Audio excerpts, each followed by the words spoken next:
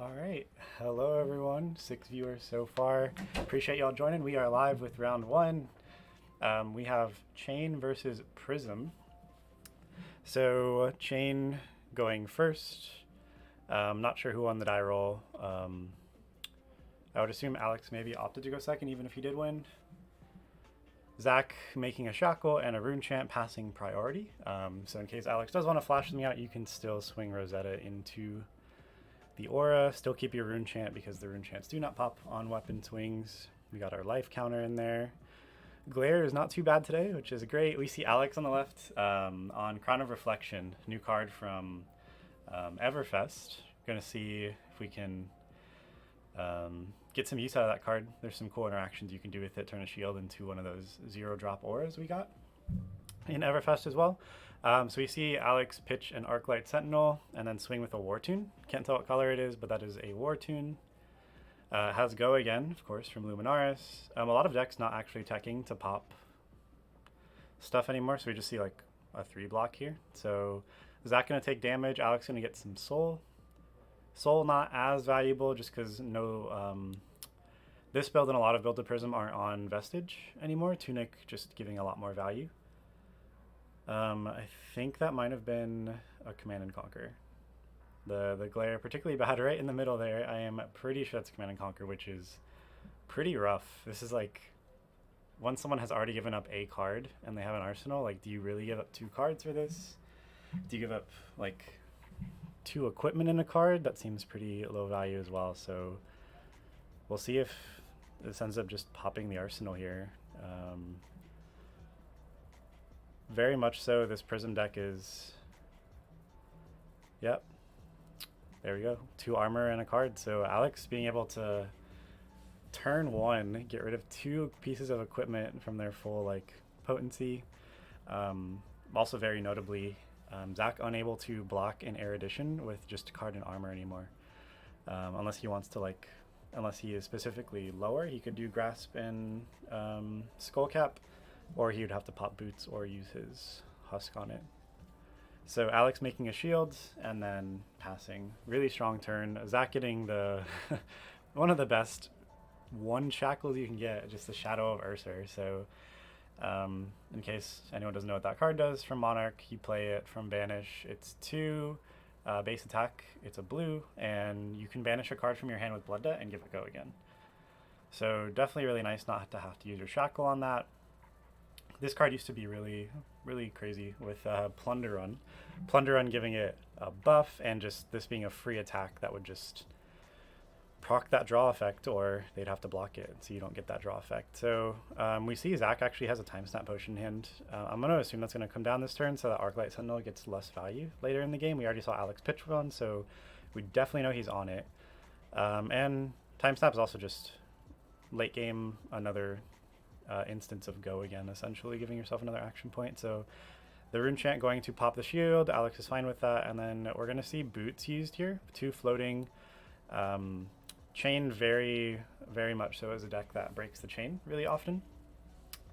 So using the Boots is going to be a lot of value in comparison to just like straight up blocking this. So Alex takes 1.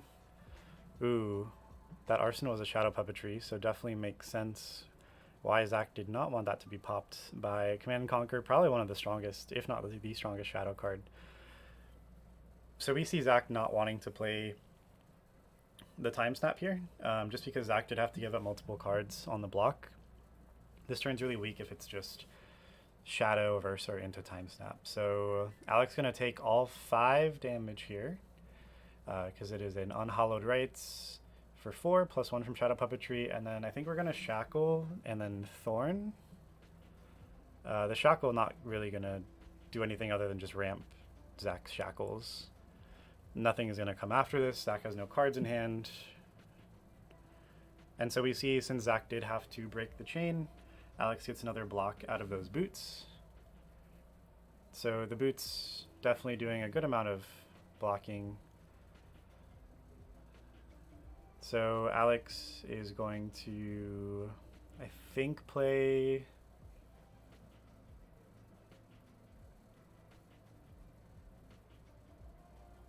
Okay, I think that's a Genesis that was played at the end of last turn. So Alex has Genesis Shields. So Alex probably didn't draw the yellow, because if he did, you definitely pitch the yellow for shields. You can swing, swing, swing. Or Alex just has a really good arsenal card. So we see swing for 1 and then draw back up. So now Zach has a Genesis that he's going to have to probably give something to. Oh, and we see Zach very unfortunately banish the one of the legendary card for Chain. I haven't seen it. Soul Reaping. That's the name of that card. So Soul Reaping, really strong card. It's a 1-of for a reason. So it being gone definitely feels pretty good. And if Zach isn't on Command and Conquers, then that's probably the only card in Zach's deck that's going to ever pop a Herald. So Alex probably very safe to swing his Heralds and know that they're not gonna, that Phantasm's not gonna trigger. So Zach just trying to sequence this turn here, probably wanting to end on a pop of the Genesis, just because that card's really good. Not one that you want to let your opponent keep out for multiple turns. It just gives the most value of any of the auras, probably. I think Alex has at least another Flash aura in hand. I think he has a Merciful in hand. Alex's list, yesterday we were talking about his deck and how he wanted to change it from what he's been playing normally. And so he decided on adding in some pummels. So Alex's list is on 3 yellow and 1 blue pummel. And he also has Judgments in his deck. A lot of people cutting that card just because Chain no longer a huge force in the meta. But when you do face Chain, Chain is a very good deck. It has a very good conversion rate from what we've seen so far in the ProQuests that have happened based on Tower number 9's statistics that we've seen. So I think Alex is pretty smart to have an answer for it, because Chain into Prism can be hard just because it's so much damage. So we see Shrill of Skull Form. If it's a blue, it's for 5. It is a blue. So Shrill of Skull Form, the blue is a base 2, and then it gets +3 if you've created an aura this turn. So because a Shackle is an aura, shackling and playing this gets its ability. So it's 5 go again. It costs 2, so Zach is on 1 resource left. This could very well be just Thorn into Genesis. Ooh, so Alex just opting to immediately flash out, I believe, the Merciful. Unless it's a... Yeah, if it's a Merciful, then the shield will pop. Alex will take 4 damage, which they need to be adjusting the life counter, please. So Alex should have taken 4, so he should be at 30. And then, oh, it was an Arclight. Okay. So Alex choosing to flash out Arclight in response to the attack. So the attack goes through, pops a shield, and then Thorn has to go into the Arclight. So Genesis gets to stay. So that's an interesting choice of Alex to flash out the Arclight there. A little bit low value, but it does protect the Genesis. So Alex is another turn with Genesis, and now, oh, keeps Genesis, gets a shield, and gets to swing Command and Conquer. Doesn't get to bash with any shields because no yellow was in pitch yet, so they wouldn't have go again, but this is totally fine. Command and Conquer just makes things extremely uncomfortable for the Chain player. Aggro decks in general want to keep 5-6 card hands, or 4 or 5 card hands. So if Zach takes any of this, it's going to be a 4 card hand, or if he blocks with 2 cards, it's a 3 card hand. So Command and Conquer falling a little out of the meta recently, just because it doesn't fall in line with a lot of game plans, and against anything that's running Crown of Seeds, it's just not very good. So Zach given a think about this. The armor was already used on 1, so this is either 2 cards from hand or a husk. So it's none of those. It's take 6 and pop Arsenal, which is another Shadow Puppetry. Oh my goodness. These shackles have been so generous to Zach. So we see on a 3 shackle turn, 2 of them were Blood Dead attacks, and then a Revel getting banished. Revel being a very, very strong card, essentially a 0 for 4. That's all arcane, and Chain's always probably going to be able to proc that effect. So see an Art of War, which in Chain is not a neg. Normally Art of War would be play it, banish a card, draw 2, so it's like a -1. In chain, the card you're banishing is probably still playable, like we see a Ghostly Visit. So thank you, Alex. We see that the choice was +1 and then draw 2. +1 banish, draw 2. So Zach has 3 attacks that can be played from banish, 1 floating, and then a 3-card hand. I think he's going to play the Belittle, which will actually essentially draw him another card, which is pretty crazy. Yep. The Shrill interaction is so good with Belittle. So Shrill being a base 2 is a reveal for Belittle. Belittle saying you can reveal an attack with 3 or less base attack from your hand. If you do, you can search for a card called Minnowism from your deck and add it to your hand. So Zach going to do that. Not sure what color he's adding. It just depends. He's probably definitely running reds and blues, and then just depending on what you need at the time. If you don't need a blue, you search the red. If you do need the blue, then you just search the blue.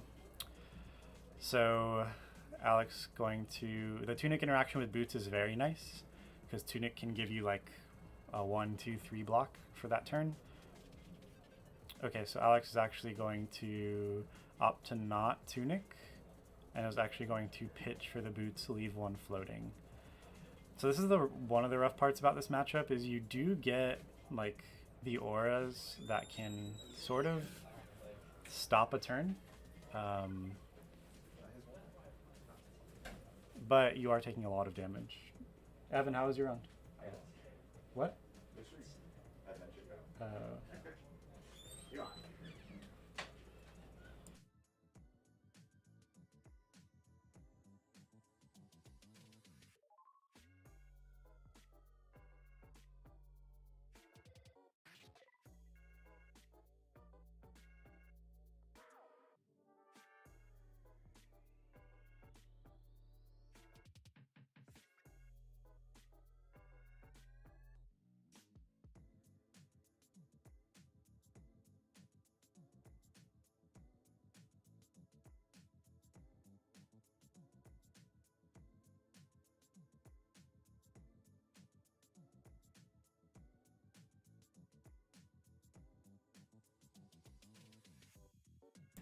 So we have Evan joining me. Round 1 for him already over.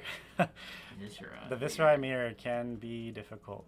It's unfortunate. So I will at least... It's gone early today. You know, not really an L. Yeah, not an L. It's early. So we see Zach playing out Ghostly Visit off a Shackle, and then Zach not having a Quicken token apparently, even though he's on Flock. So we see probably a red Flock, I would assume, and then that's going to make a Quicken. Zach revealing... What? They're equalizing the life totals, I believe. Okay. I was like, what is going on? Because they're writing down life. So the game is a little bit closer. As you should do. Yes. So definitely a very strong turn from Zach. Good Art of War turn. And then we know the arsenal is going to be a Minnowism. So I think they're just saying Alex should have taken 1 more damage, so they equalize that. Alex still being able to keep the Genesis. Oh, it's pretty frog champ. Yeah, the Genesis is like not getting as much value because Alex is having to block with so many cards a turn. So we'll see what Alex kept in hand. He kept a 1-card hand. It's actually got 4 shackles too. It's kind of scary. Yeah, and Zach did not arsenal the Minnowism. It's very interesting. So Alex did keep a yellow or a light illusionist card. It's a Triumph, I think. That's a War Tune. Yeah, I don't know, one of them. Yeah. So create a shields. We'll see a yellow card here. Ooh, it's a Genesis. Yeah, swing 3 times. It's pretty good. It essentially is going to heal Alex 2 or stop 2 and then do 3 damage. It's kind of interesting. I feel like in this format, the auras are a lot like... I feel like when I was playing these aggro decks, like I was playing Viscera and Alex last night, and I was okay just leaving up some of his auras, just trying to strip his hand every turn. Because you couldn't get that much use out of him. Yeah. You know, like this Tunic version of the deck doesn't really get that many cards in the soul. Right. Which is fine, but or soul it hurts you late game, and that's the... Yeah. If and you don't people have... play into running out of cards in soul. Yeah, if you don't have soul, like end game, like not being able to give go again to your stuff by just pitching a yellow is like kind of rough. Is Crown Arcane Barrier as well? Crown of Reflection, I think it's either Spell Void or it's Arcane Barrier, I forget. I hope it's Arcane Barrier. Yeah. Because that's like super solid. Zach has a lot of shackles. I hope he's been taking his blood debt. He must have last turn. That must be why he went down on life, because he still had 2 in Banish. So now he has 5 in Banish. Yeah, so Yeah, it's an interesting point in the game where like they start stacking up a lot of blood debt. Yep. And then you can actually start attacking and taking some damage just because they're so low they have to block. But you know, Oof. the deck does have the best card in the game. You know what that card is, Nick? Husk? Carrying Husk. Carrying Husk. Card's insane. Yeah, so what's crazy right now is like the game is pretty even, but Zach essentially has 6 more health. Yep. So Alex has already played 2 Command and Conquers. If he ever sees the third one, Zach can just throw the Husk at it, and it's totally fine with that. It's kind of dumb. Chain starts at like 52 life. 52? If you factor in all 53, factor in creepers as well. Oh, that's true. It's Yeah, kind of dumb. Yeah, he has 13 extra health. I think it's the same as Starvo with Stalagmite. I think they have. Oh, I think Chain has 1 extra. Oh, but they get Crown. Crown's so good. Yeah, Crown is very good. So Zach popping the Quicken. Oh, he has another. So he chose not to Arsenal last turn because it was the blue Minnowism. So it not only makes the Belittles continue to be live, so that because he's going to keep cycling that blue Do you one. think he's dropping a red Minnowism here? I don't know. He just uses resource. We just saw a blue Shadowverser in hand. That's true. So if it's a red one, that's pretty strong. I can't tell, to be honest. Yeah, I guess we'll have to see. We will have to see. So this is 3 with Go Again. It has base Go Again. Alex thinking what to do here. He has 2 floating. Looks like he blocked out the first attack, and then the Belittle he's considering whether to give it a card or not. The hard thing about going like looking at Alex's hand. Yeah. He should get a Tunic counter next turn, so realistically he could keep that War Tune Herald and we could see a Tunic counter 1 for 5. But most likely that's probably just gonna end up getting a Husk. Yeah, and Zach still has a Shackle and 3 damage that we know of in his hand right now, right? Or he has the red Minnowism. Just more in Banish too. Like, so we're looking at least 10 more damage here. Yeah, this turn is like spooky. This turn's a lot. Like once we get to this 4, 5, 6 Shackle realm, it's just. And like the thing is, the chain deck runs pretty fine about Shackles because you have like the Belittles to search out more buffs that you don't really need to hit Shackles as much. Yeah. And the new chain I think relies more on just chaining together big turns than it does old chain where you're just clearing out your Banish a lot of the time into most matchups. Right. Yeah, the Belittle package even more valuable now that you have like Shrill of Skullform, which you've already seen him play. And like even last round before Shrill was a thing, you still had like plenty of ways to keep it going. You know, with blue. You'll have to find the ones you need. Flock the Featherwalker. You know, red Bounding Demigod, blue Bounding Demigod, red Riftbind, stuff like that. Yeah, but now you have Shrill and you have a Swarming Gloomveil, so it's just like almost all the attacks in your deck. Yeah, Vexing still is a thing, so the Shadowverser, like you have a lot of options. It's kind of nuts. We're going to see Creeper's activation here. Creepers for Minnowism. So I think he wants to attack 3 more times, not just 2 more times. So we're probably going to see him end up playing out the Banish here, then coming in with the Sword. Yeah, probably. He still does have the Shackle up, so we're looking at 3 more attacks here. 2 instances of Go Again or an extra action point. Yeah, so we're going to see Shackle. Yep, Shackle attack and then probably Weapon. I really do like playing Chain now. Like, it's kind of interesting how much you have to consider, like, opening and closing the combat chain. Yeah. As you see here, Zach gotta clean up that combat chain. Alex tells him to do so. Yeah. Excellent job, Zach. Thank you. I think they're just adding up how much it should be. Oh $1 million, my gosh, probably. it's for 8? That's so gross. So we're gonna see 8 4, 4 here. 8, 4, 4? Yeah. Well, he has 2 action points, and we're gonna see Sword. I don't think he has 2 action points. No, we played the Little High Go Again. Well, no, he creepers and after Creeper's Minnowism gives you an action point. So he's at 2 action points right now. No, he played no, he only has 1. What? Yeah, he only has 1 action point. He creepers on a consuming, not a consuming. Oh, I didn't even see the consuming. Not a consuming, the other one, the unhollowed rights. He creepers on an unhollowed rights. Oh. Then Shackled the Riftbind, now he swings sword. So it's still so much damage. That's so wild. That's disgusting. And then Zach takes 1 blood debt. Yep, and we're just gonna see Alex, who's gonna probably float his junior counter, come into that War Tune. That War Tune Herald. It depends. Oh, he has 2 hands. It's Garden Man. We're gonna see their addition here. I mean, he has Husk up though. Like, it's a really hard choice on what Zach has to do there. Alex might trigger Genesis. Yeah. Yeah. Keep the yellow in hand. I actually really like putting Erudition in Soul and then being able to go like float Tunic, go into War Tune Herald, and then swing your swords. Yeah. Because they're just like makes you think that you have less. Well, you'd have to pitch. You wouldn't tunic the war tune because it wouldn't have go again, so you'd have to pitch a yellow. Yeah, you can pitch and reaction stuff though. You to make a shield, yes. Yeah. Yeah. He'll have to get rid of his whole hand to do that. Alex not having an arsenal like this entire game. It's really unfortunate. Zach putting up so much pressure. We see Zach is also on Reek. That's in his banished Reek of whatever. Do you think Zach sided an Eclipse here? Is he miraging Metamorph? It's definitely not going to be popped. I don't think Zach's on any pops. Maybe Command and Conquer, that's it. Yeah. Even then. Yeah, it's not in his hand if he's... I think he should definitely play CNC anyway, though. A lot of chain decks just aren't on CNC at all. It's a good card, man. It is, but like Shadow Puppetry CNC is still nuts. But a lot of people just aren't running it. I feel like you rarely actually hit that, though. I just like ending the chain with it. Wow. See, block for 7 here. On a miraging. That's so interesting. Oh, we put the War Tune no soul. Oh, it was a blue War Tune. Never mind. Yep. Makes sense.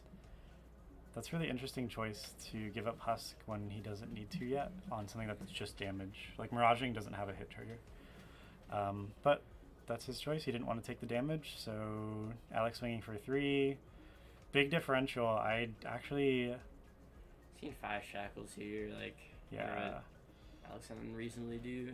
Sometimes... Your Alex here's hoping for whiffs here. It's like, that's your way back into the game. It's really the only way. Because if he's able to actually get a trigger here and keep some cards in hand on the Genesis, he can... Yeah. He can mount to come back. Prism's really good at doing that as well. And we see 3 hits, which...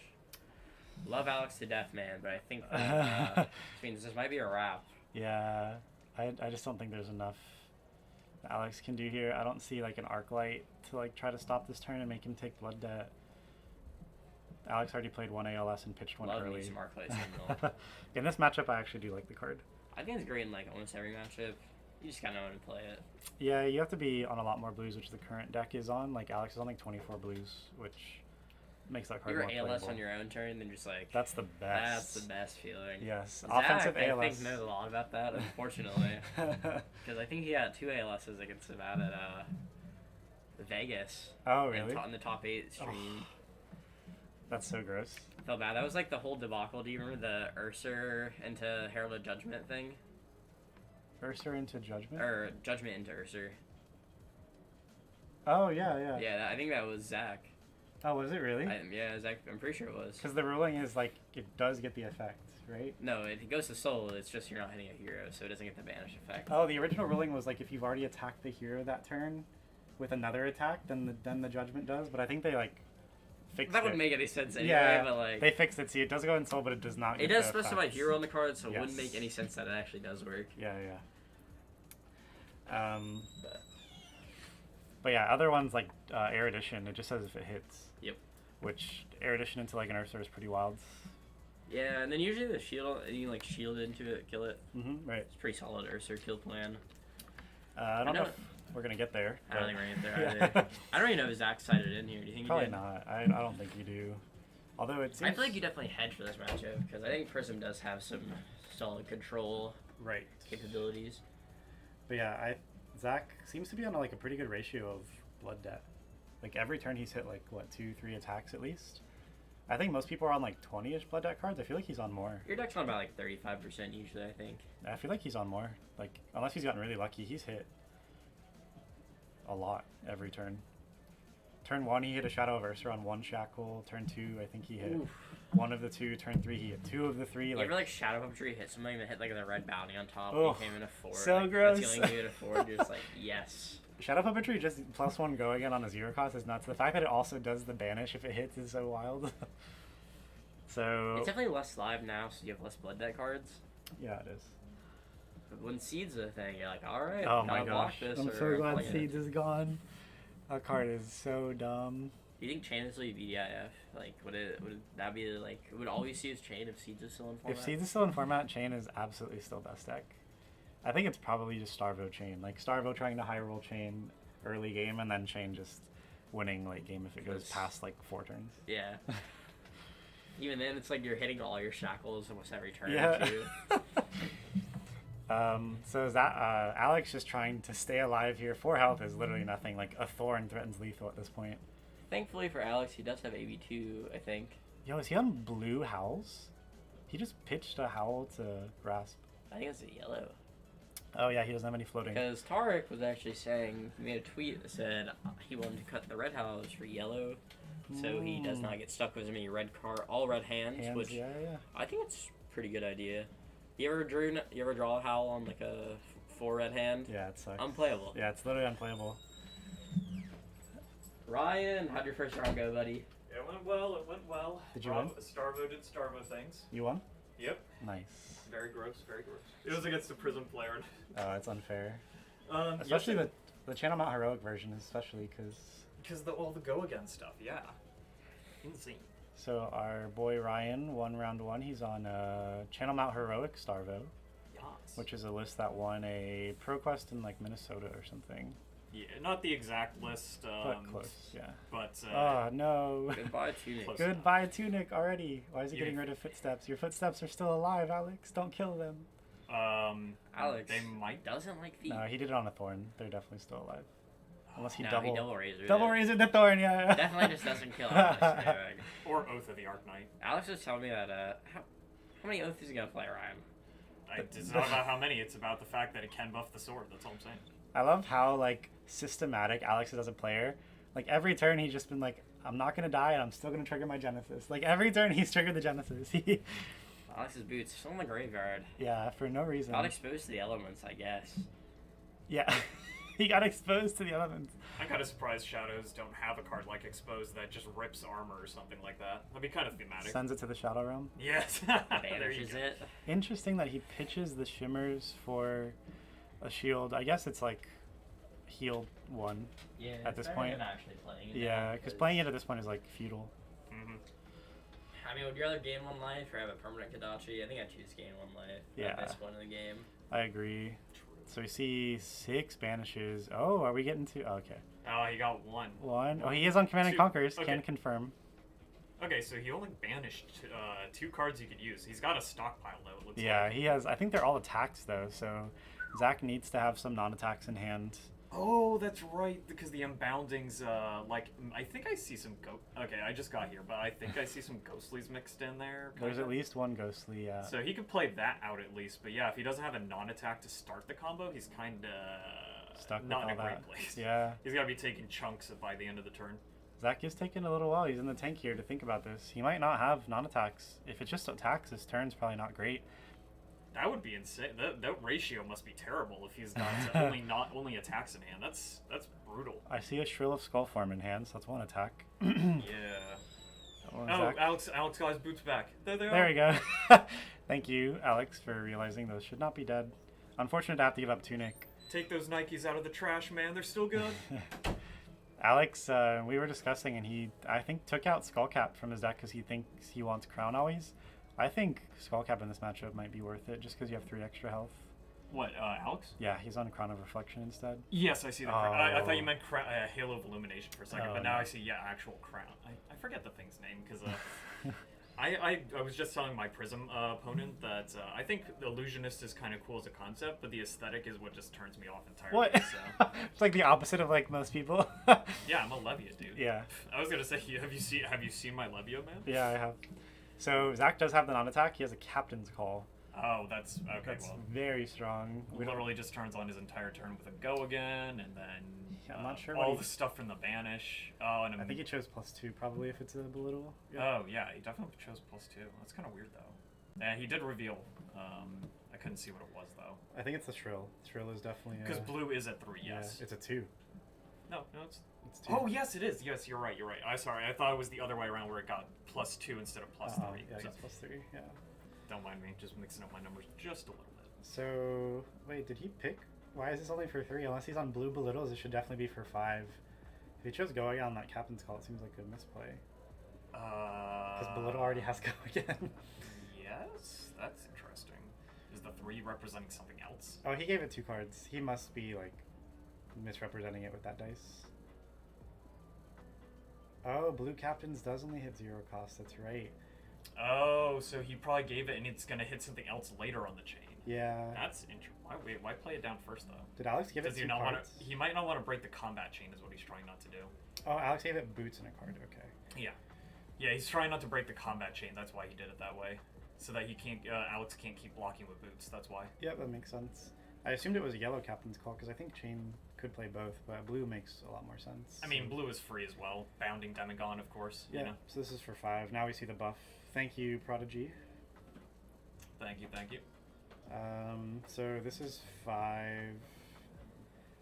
And that's oh no, he gave it the +2 from the captain's call, so he shackled. shackled? Yes, Okay. he's at 7 shackles now. Alright, well he's got one more attack unless he's got another go again card in his hand or something. I think he might have another Mauvrion in hand. He pitched one, but I think he has another one. Oh no, it's Minnowism and Shrill, so... Yeah, because he got the Minnowism from the little combo. So we could just see a Shrill for 5, which is like not bad. It's a 13 damage turn. Correct. Yeah. Oh, he's gonna make a Rune Chant and maybe swing with Shrill. Okay, that makes sense. So yeah, do some split damage here, and then Alex holding on for dear life at this point. pitch Minnowism, play Shrill. Okay, Maybe? so Shrill will only come in for 5, so Alex can at least block with his boot again. Yeah, it'll be 5 and 1 Arcane. His one boot. Let's see if he decides to do that. Oh, we don't know That's what what the it's all arsenal about. is. A Shrill and Arsenal. How many Shrills is this guy on? Oh, and it's 6. It must be a yellow Shrill. Really? He's on yellow and blue Shrills. That's interesting. That's kind of brutal for Alex too. So 6 and 1. He's definitely gonna make a shield at the very least, or Oh, he has Arcane Barrier. He could Arcane Barrier 1. yeah, he is. Yep. And then 6, give it a card, go to 1. Oh. But then Alex has no turn. He's gonna have. Well, I mean, he could block with boots still, but like then it's just gone for the rest of the game. It's 'Cause not. It's it- not dead, is it? Yeah, Oh, because it's a 6 based. yeah. Shrill's coming in for 6, so yeah, Yeah. breaks the boots. It's not as impressive as a double razor onto it, but you know. Oh, he only has 1 card in hand. So he still takes pops boots and takes 2. Yeah. Goes to 2. This is just Funny enough, like the Chain's taking Blood Debt, and Alex can at least swing with the Genesis. yeah, swing for 1. The fact that you could just swing with like Genesis or any of the auras just for like a little pip. It's Even if it's not, great. Yeah, It's funny. I like it. That's the one thing I think is. it's a Kodachi for free. It's pretty good. Kodachi. I mean, this match has definitely seemed very much favored for Chain, but I mean, Alex has gotten the game like not that far apart. If like Alex can like depending on the banishes from Chain, if he can kind of like squeeze by another turn or two with the amount of blood debt that the Chain player has. I think Alex would have to. Ooh, okay, that's a lot of captain's call. Oh, but that's a. Oh, and Howl from the Beyond. that's like the perfect banish Ew. with what he already has. That's so good. Gross. Alex would have to have drawn an Arclight Sentinel and then force Zach to take like a significant portion of blood debt, but I don't Ooh. think Alex has one in hand. It's possible though. Like we can't see from here too well, but like yeah, you're right. All it takes is a well-timed arc light, and he's just in. Yeah. That's it. That's it. Unfortunately, Alex pitched 1 turn 1 and played 1 turn 2, so there's only 1 left, and I don't think he drew it. Well, if he pitched it, then it Oh, we're should not become. cycling. Yeah, we're not cycling. No, we're not. yet, Oh, yeah. I didn't know how many turns we've gone through since I got here. Oh my gosh. Chain went first. So it's only been 6 turns, so Alex has probably drawn through like 24 cards of his deck.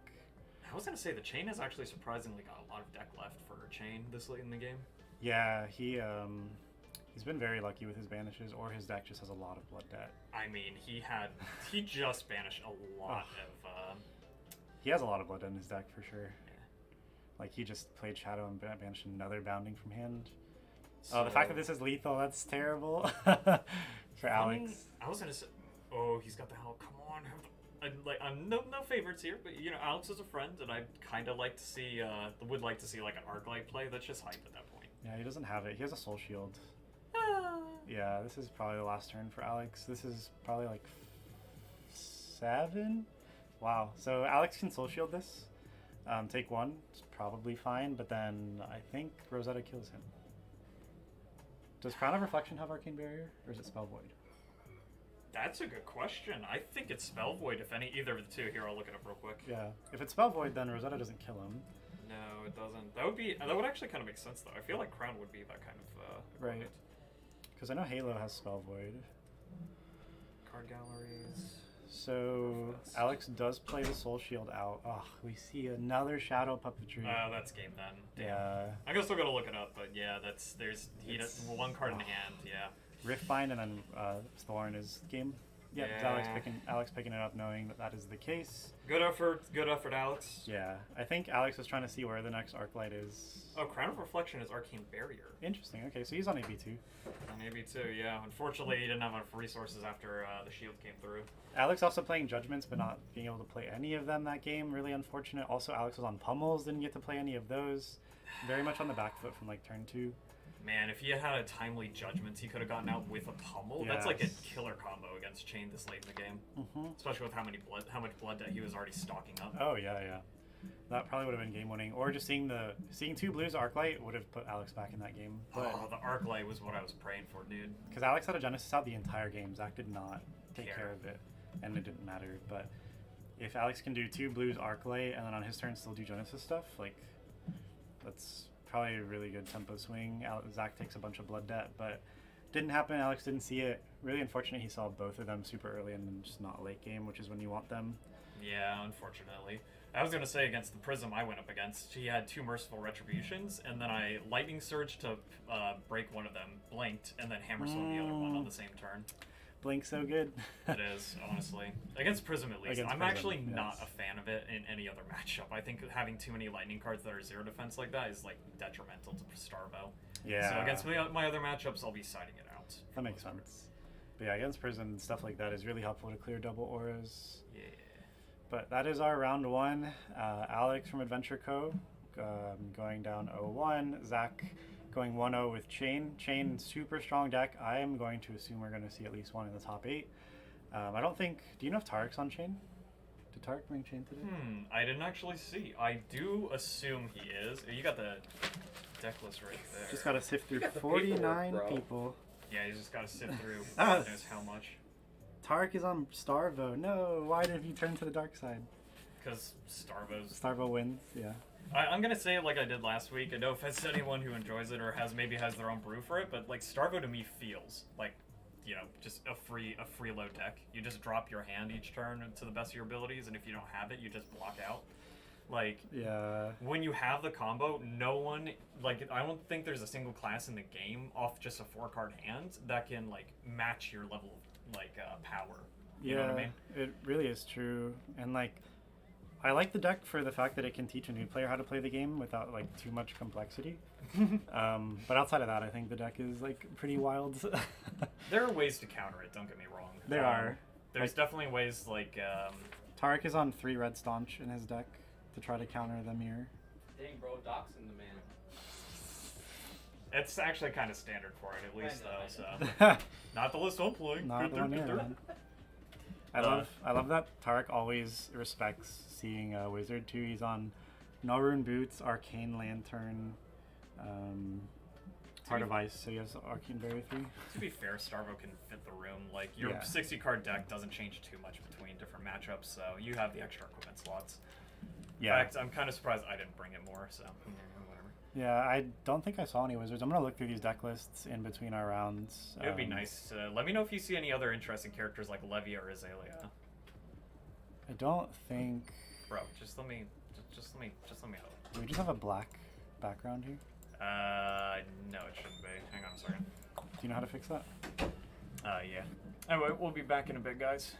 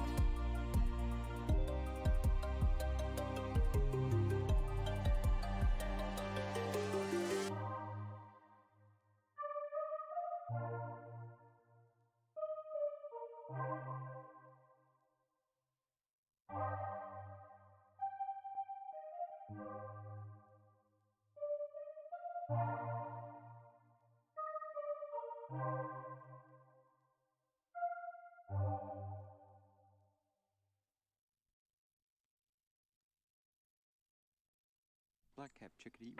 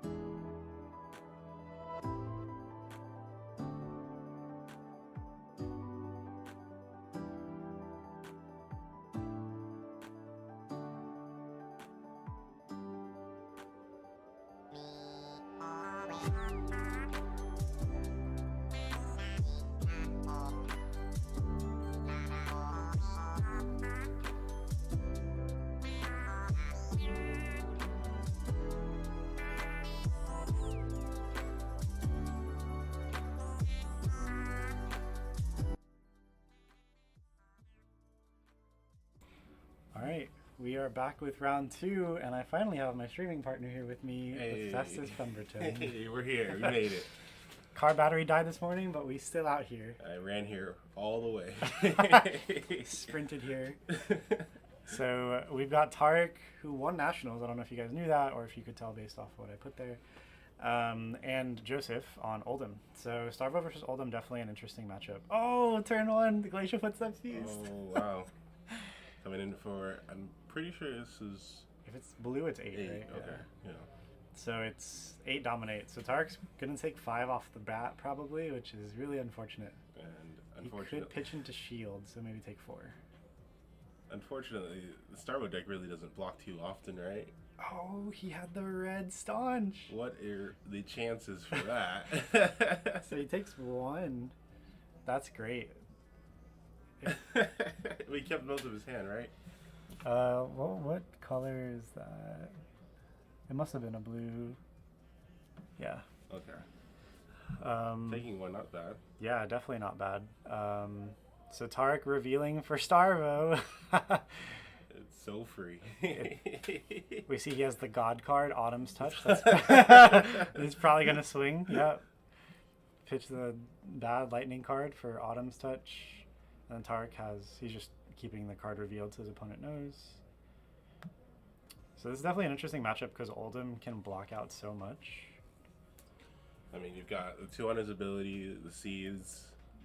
It's 3 right there, the Shield 4. And then an actual card. So you're at least blocking 7 each turn. Yeah. Without actually committing anything from art. Well, Yeah, Crown Shield, card, and ability is 7, and then just stop the hammer with a card 2. So yeah, Oldham can definitely survive, but Oldham being able to kill, that's the other important thing. Like, I don't know if Oldham can really get there with damage. it seems like he'd just have There to we go. sweat him out of his entire deck. Yeah. That's maybe is the game plan. We see Joseph blocking 3, taking 3 shields, And a card. card. Not a bad first. Yeah. You know, that's how it runs here with the Starvo, right? Yeah. You do your Autumn's Touch. your God card, Autumn's Touch, and then Hammer Swing. hammer swing. Yeah, and then we just see a hammer swing from Oldham. We're gonna see a lot of hammer swings. So commentary for this match, we'll try our best, but it's gonna be a lot of this. You see Target with the crippling in hand. That's definitely strong if he has the fuse or the reveal. That would be pretty nasty. Yeah, it's a lot of damage that Joseph can't do that much about. It's 13 dominate. That's pretty crazy. I mean, it's not like Oldham's gonna do more than the Hammer Swing next turn. Yeah, anyways. exactly. So Tarek has taken 1, Joseph has taken 3, and then Tarek thinking on this hammer swing. He has armor that he could give. He's on Ironhide boots, so if he pitches a blue, he can do boots, crown, shield, with a blue at any point, which is nice. He is gonna get a frostbite here if he does take anything here. It is a frosty 4. It is interesting that Joseph kept Blizzard in. Maybe. I mean, I guess you need the ice cards, but like you don't want to Blizzard the first thing. That's pretty bad. But ideally, I guess you can go ahead and Blizzard, and then if they pay for it, they can't do the Hammer Swing. If It's you, almost like a 1-card block. it does block a hammer swing. Yes, Right. that's true. In its own pseudo efficient way. So So it looks like we. crown, shields, 1 floating. I don't think he wants to give up the boots for sure. So he's Just gonna quite. give a card. So he's blocking 4 with crown. Yeah. Hey, Jay Lockwood, thank you. Subscribe for 8 months on a 6-month streak. Oh my gosh. What a fan. Thank you, Jay Lockwood. And thank you to all of our 5 viewers who are currently tuned in. It's gonna be a pretty jam-packed day. We got 4 more rounds of Swiss after this, and then we got a top 8. Oh no. Hammer for 4. I can't tell if it's Frosty. Definite. He pitched an Evergreen and then something else. It almost looks like he's pitching for Oldham ability. Arsenal pass. I don't think it was Frosty I don't because think he so. just took it. Interesting that Joseph wants to keep the whole hand. He must have something that's like, Maybe Old Fuse. yeah? Do we see it? It must be more than just hammer. Because it's Tunic used for Crown, so he's on a 5-card hand. Maybe trying to fix. He drew a Staunch, I think, so that's probably going to go in Arsenal. Is that a Cranial Crush I see? Crown's really been putting a lot of work in this meta. Oh man, Crown is so good. It's surprising to see how. It's like one of the most expensive cards from that set now. Yeah. Ooh, Spinal. Okay. Pitch 3 cards for 9 damage. Not amazing. Looks like it's a pummel, maybe. Hey, I can't tell. It might have been a pummel. That, It's not showing any resources floating. I don't think he does. I think that might have been a red staunch. Yeah, Pummel. Joseph is on red staunch, so that must have been. Pummel would be pretty nasty on top of this. There's no really additional. Yeah, like even Spinal in this matchup feels like, you know, they're still going to get their dominate Right. +2 attack if Right. they have the effect. If anything, maybe saving a yeah, we don't even know if it's a pummel, but saving it for later, or at least for the next crown trigger. Yeah, you definitely always want to end on Arsenal no matter what it is in Oldham, so that's what we see here. Interesting he doesn't want to get that Staunch in Arsenal though. Like red Staunch in Arsenal against Starvo just completely invalidates a few Bravo. You're gonna show me 3 of your cards, and that's gonna mean nothing. That's gonna mean nothing, yeah, exactly. So Tarek maybe he's gonna pitch this Awakening. Awakening not gonna do any work, I don't think, in this matchup. I think his life's definitely gonna be in the lead Yes. the entire game. Yeah. If not, Yeah, the Oldham game plan is very much just like, I'm gonna get rid of all of your threats, I'm gonna not die, and then eventually you'll have no more threats. no more arrows, right? Yeah, no more arrows. So Tarek actually going down. So choosing to pitch just for shield, that's super interesting. Now with 3 cards in hand, do you think he still reveals for the Bravo here? He has Ice, Lightning, Earth, yeah. There it is. He has the God card again, Autumn Stud, let's go! Oh, he has an Arsenal. Oh, he has double fuse! So sick!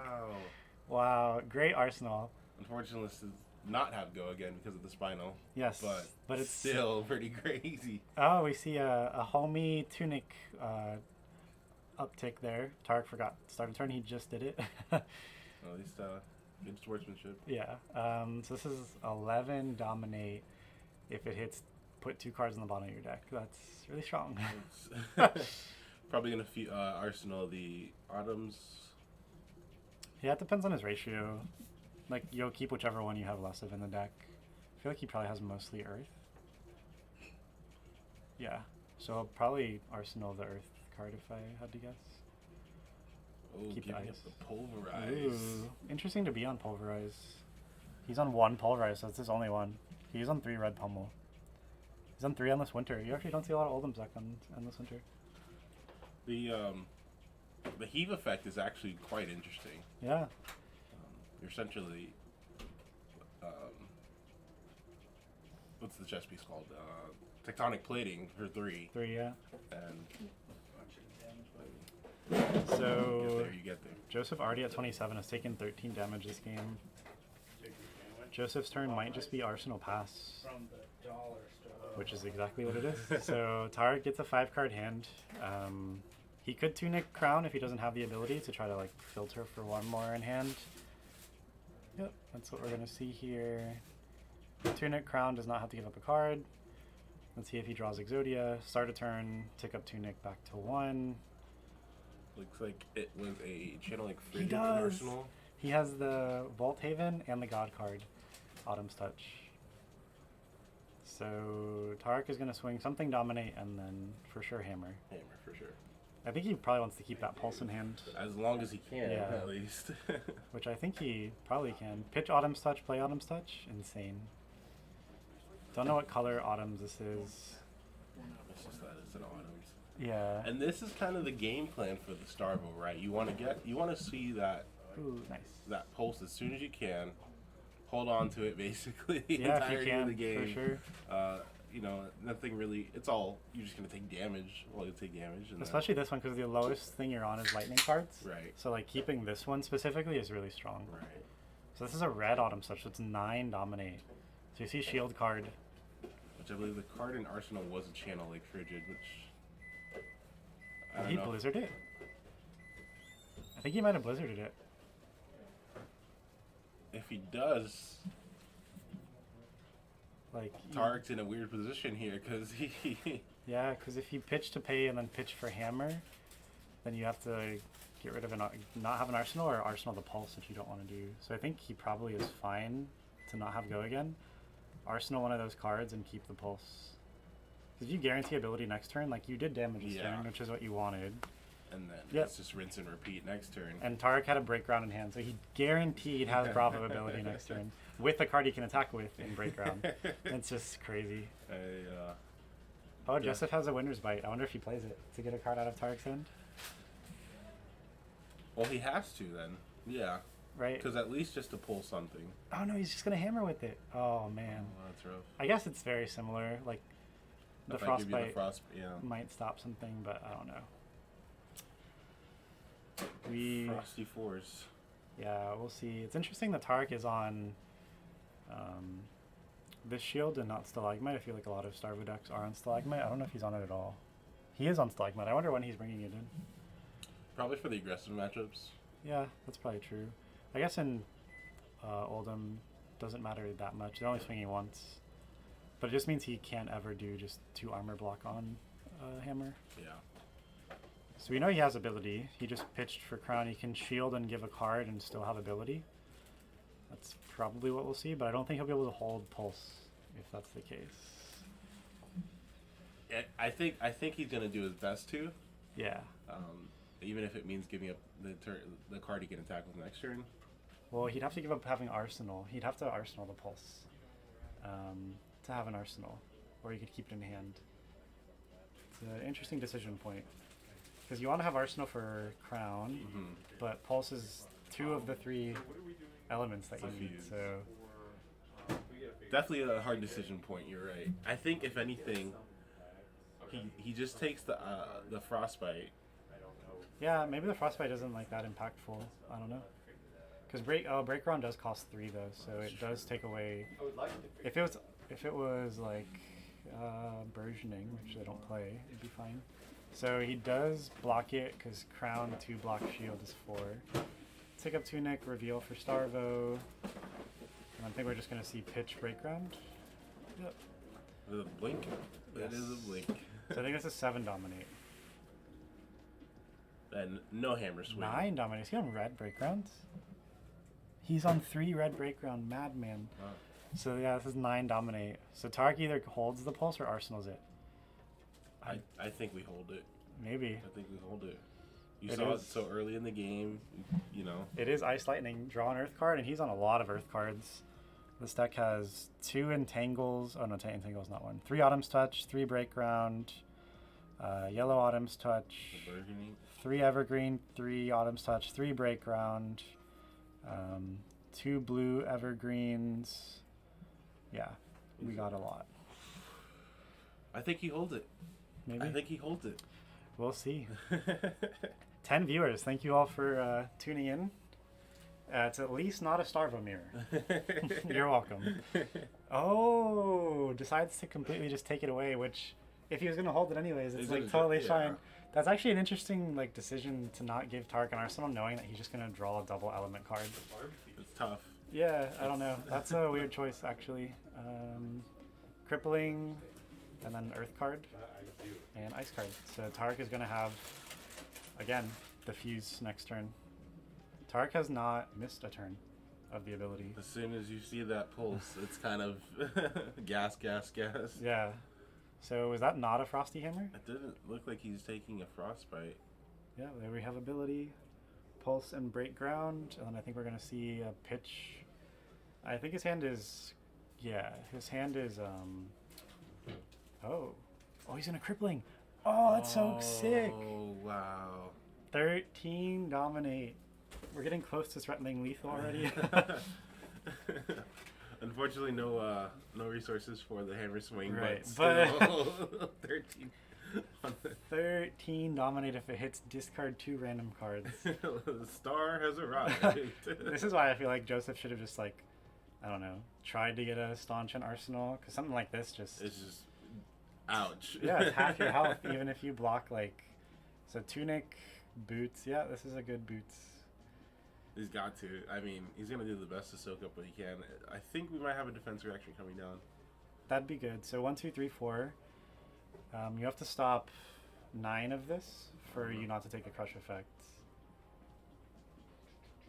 No defense reaction, unfortunate. Oh, he does. He has Sink and Okay. Arsenal. Very nice. 4, 5, 6, 7, 8, 9 block. Probably follow up with the Ice Hammer. Oh, and then Oh, Earth oh. reacts. So 4, 5, 6, 7, 8, 9, 10, 11 blocks. I think he takes 2 here. Yes. Yes. So go from 20 to 18, I think. Oh, he does Arsenal the Pulse. Okay. Yeah, I think the... Cut that opening back. Oh, maybe he didn't take anything. Maybe it was somehow 13. Polish all this. 3 on the card from hand, 4 from the Arsenal, 7, 2 from the Earth ability. 8, 9, 10, 11. I don't know. Oh, yeah, that was 13 exactly. Well, we get there. Yeah, we got there, and now we can still hammer. Now, at this point, Tarek's okay because you just kind of seeds that pulse right back into the deck, right? Yeah, yeah, So, absolutely. unless we see a wild He could play Chad it, yeah. 4 hammer swing, right? Hammer swing for 8, yeah. Or 8. So another Frosty Hammer. The Frostbite is actually like... Because every first attack is at least 3 cost in this deck, and then the Hammer Swing is also 3, so the Frostbite ruins the ability to do that unless you... Tunic counter, Yes, Tunic Counter would be... You'd have to... still pay for it. Yeah, then your hammer could not be Frosty. You'd have to pay 4 into the first thing, use Tunic, then swing Hammer. It's only damage. Yeah. Still, Tarek has pitched 3 Awakenings, I'm pretty sure, this game. Because he's been lower on life 1 time. I would have liked to see a expose the elements in there. Ooh. Pop some armor. Popping Crown is probably really good. So, block 4. The old 2-block Crown Shield. No frostbite for me. No, he has a 3-card hand. Let's see if he has the effect. It would be the first time he doesn't if he doesn't. I don't think he does. He has Ice, Lightning, and then I think an Oakenold. Coming off the gas pedal a bit. Yeah, so we're just going to see Pitch, Icy Hammer, Arsenal, Oakenolds. And the next turn he has a Lightning card. Giving Joseph some breathing room here. Yeah. Is that a Polar Blast? It is a Polar Blast. Yeah, he's Surprised on blue Polar Blasts. Didn't want to Arsenal that. Oakenold and Arsenal is like Much better. prime, yeah. You're also, I guess, just gonna seeds it away, so it wouldn't. You're not even getting. Yeah, you hardly ever play out your Arsenal. He's only on 1 blue Polar Blast, which is an interesting choice. He has some funny ratios. Tarek's so interesting. He's on 1 blue Polar Blast. He's on 1 blue Electrify. Like, I just want one of each more. I One don't more want to see ice. it all the time. I just want to see it Some of the time. So Oldham Earth reacting, pitching for Crown Shields, and that'll stop 4 damage. And so Joseph gets a 3-card hand. We'll see if we see anything more than just Winner's Wail. That the Oaken Old turn that he. Oh, he kept the Oakenold in hand and then decided to Arsenal the Lightning card. It's interesting. Probably he hasn't really seen too much light. Like we saw a blink. I think we saw a Heaven's Claw. No, Yeah, yeah. He just Arsenal the Heaven's Claw. So he's definitely on those. so he's probably thinking he's got more lightning. It's gonna at He's least come up pretty pitching soon. the Oakenold for Crown. And he's gonna 3-block this. That's probably what we're gonna see here. Very interesting choice. I guess when you know that there's a Frosty Hammer coming, this is probably fine. I mean, Tarek's definitely good at this game. He is the Nats champ. And bold. And bold Capital letters. letters. It's not much more than a hammer coming from Joseph in this Thank you. in this matchup that we're seeing. Yeah, that's one thing about Oldham is like the hero has so much like versatility. You have a lot of capabilities to block, but at the end of the day, you're most often just swinging hammer. You're not putting up too much pressure. I know like our boy Evan locally here, he's on stuff like E-strikes and rouse to like do some pressure, but I think this is just a good old break ground with no dominate. So, oh, there's a rouse. So pitch rouse, crown, stops 1 of this. We don't know what color this is. So Tark's on 3 red break rounds and then 3 blue, so it's one of them. If it's red, it's at least 7 damage, so it's not like a terrible turn. If it's not Starwood ability, I don't want to see I don't want it.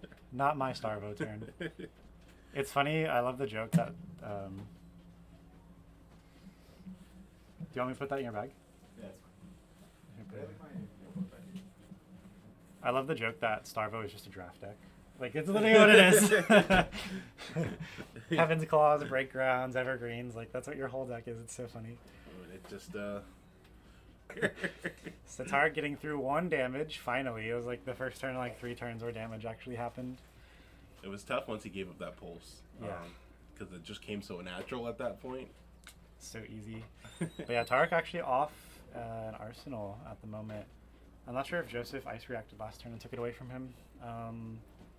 Is this a 7 damage? Oh, is it an Endless Winter? It's hard to tell, but definitely, yeah, 7 damage for sure. Does Endless Winter cost... Oh no, it's On 8. 8 damage? What is a 3 for 8? Did he fuse a... No, even Okanold is a 3 for 9. What's the Dominate that he played at the beginning of that game? Is it what? The 6? Or Pretty sure this says 8 damage. What card is...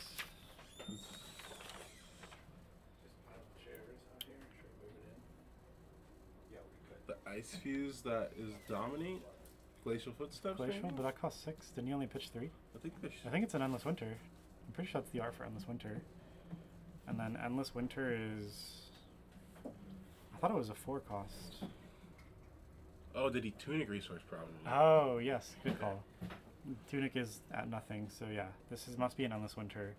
So it's a really weird card, because, like, I don't know if it was fused, but even not fused, it has an ability that, like, if Tarek takes all of it, he goes to 19. But if he blocks, he gets, like, Frostbites. And then if he takes any of it, activated abilities, give him a Frostbite, I'm pretty sure. I think that's what the... No one really plays this card. So...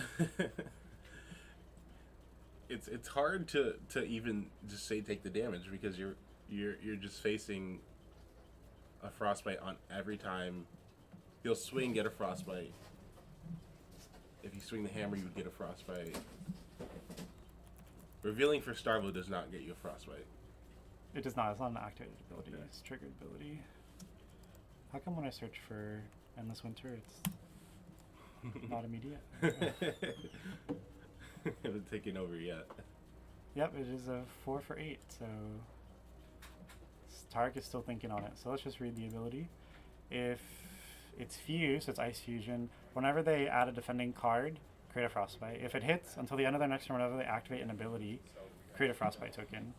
So I don't know if that ability really matters too much. Like, the only thing that would be activated would be like an offensive crown. So we see a 3 block. Oh no, I think Tarek took all of it. Yeah, so Tarek took all of it. 19 to 19 now. And then he had the Oldham ability. Which is not activated, so no Frostbite. It is activated to swing hammer, but at that point that's the end of your turn, so you don't care about the Frostbite. So we see the Oldham special, Crown, probably Shield. So this is an Autumn's Touch with Dominate. He had the other Pulse, Candlehold. What would he recycle? I guess he would recycle back that card he just played. Which one? Oh, if he ever plays it? Mm-hmm. Yeah. Yeah, it's... You definitely just play this Pulse for the double element. I don't know if we'll see it resolved. But it is like a pseudo-remembrance if we get there. If we get there. It's the game plan, at least for Oldham. Yeah, I mean, Oldham's been at this 20 health range for like 5 turns at this point. Not taking damage or taking very little damage, so... We're gonna see Tarek have to get all the way back to that lightning ice pulse. Yeah, just to guarantee it. So he gets 3 damage through, very nice. And I think we're gonna see Pitch Hammer. Or Arsenal Hold Pulse. Play it. What? Oh. So an interesting thing about this card is it does put him on top. So you could do like Fix the hand. So Oakenold Ice card is like pretty smart. All you have to do is draw into an Earth card, and then you have it. So interesting choice to actually play it. It does get banished. Good call. Because we do see the Frosty Hammer and then Ice Earth react, which isn't going to do anything. Tarek also like pretty smart not to try to hold for an Arsenal because Ice React would have actually taken it away. Pretty strategic play there. Did not think he'd go into the hand to hold that Yeah, first. absolutely not. But Curated hands are fun hands, right? yeah, and he needs a Tunic turn. Did he draw to a Pulverize? Is Tarek on Pulverize? Tarek is on the one of Pulverize. I love that Pulverize is just this one of tech card. It's probably the best like awakening target when you're like low. At that point, yeah. If you're 7 below, you can awakening fuse, get 14 surges, and just play it for free on your next turn. Disgusting. Or no, if you're 5 below, it costs 10. If you're 5 below, you can fuse it. Getting that. Cuties. Ew. Did you win? Yeah. Let's go. Getting the Starvo ability off on a Pulverize would be. Oh, if you could, that'd be. So it's 16 dominate with Go again. That's so great. You get a Tunic counter, you get to swing your hammer afterwards. You'd have to heave. I will say probably. you should probably That's awakening Tunic it. first and then pitch 9, see if the icy. Well, if you awakening to make it free somehow, then it's just free, and then you swing hammer. Awakening is like so scary. I love awakening. The starter deck's a little busted. It is. It has too many tools. Who would Tarek have just thought giving the card like more card pool than giving the deck any like more card pool than any other deck would make it really good.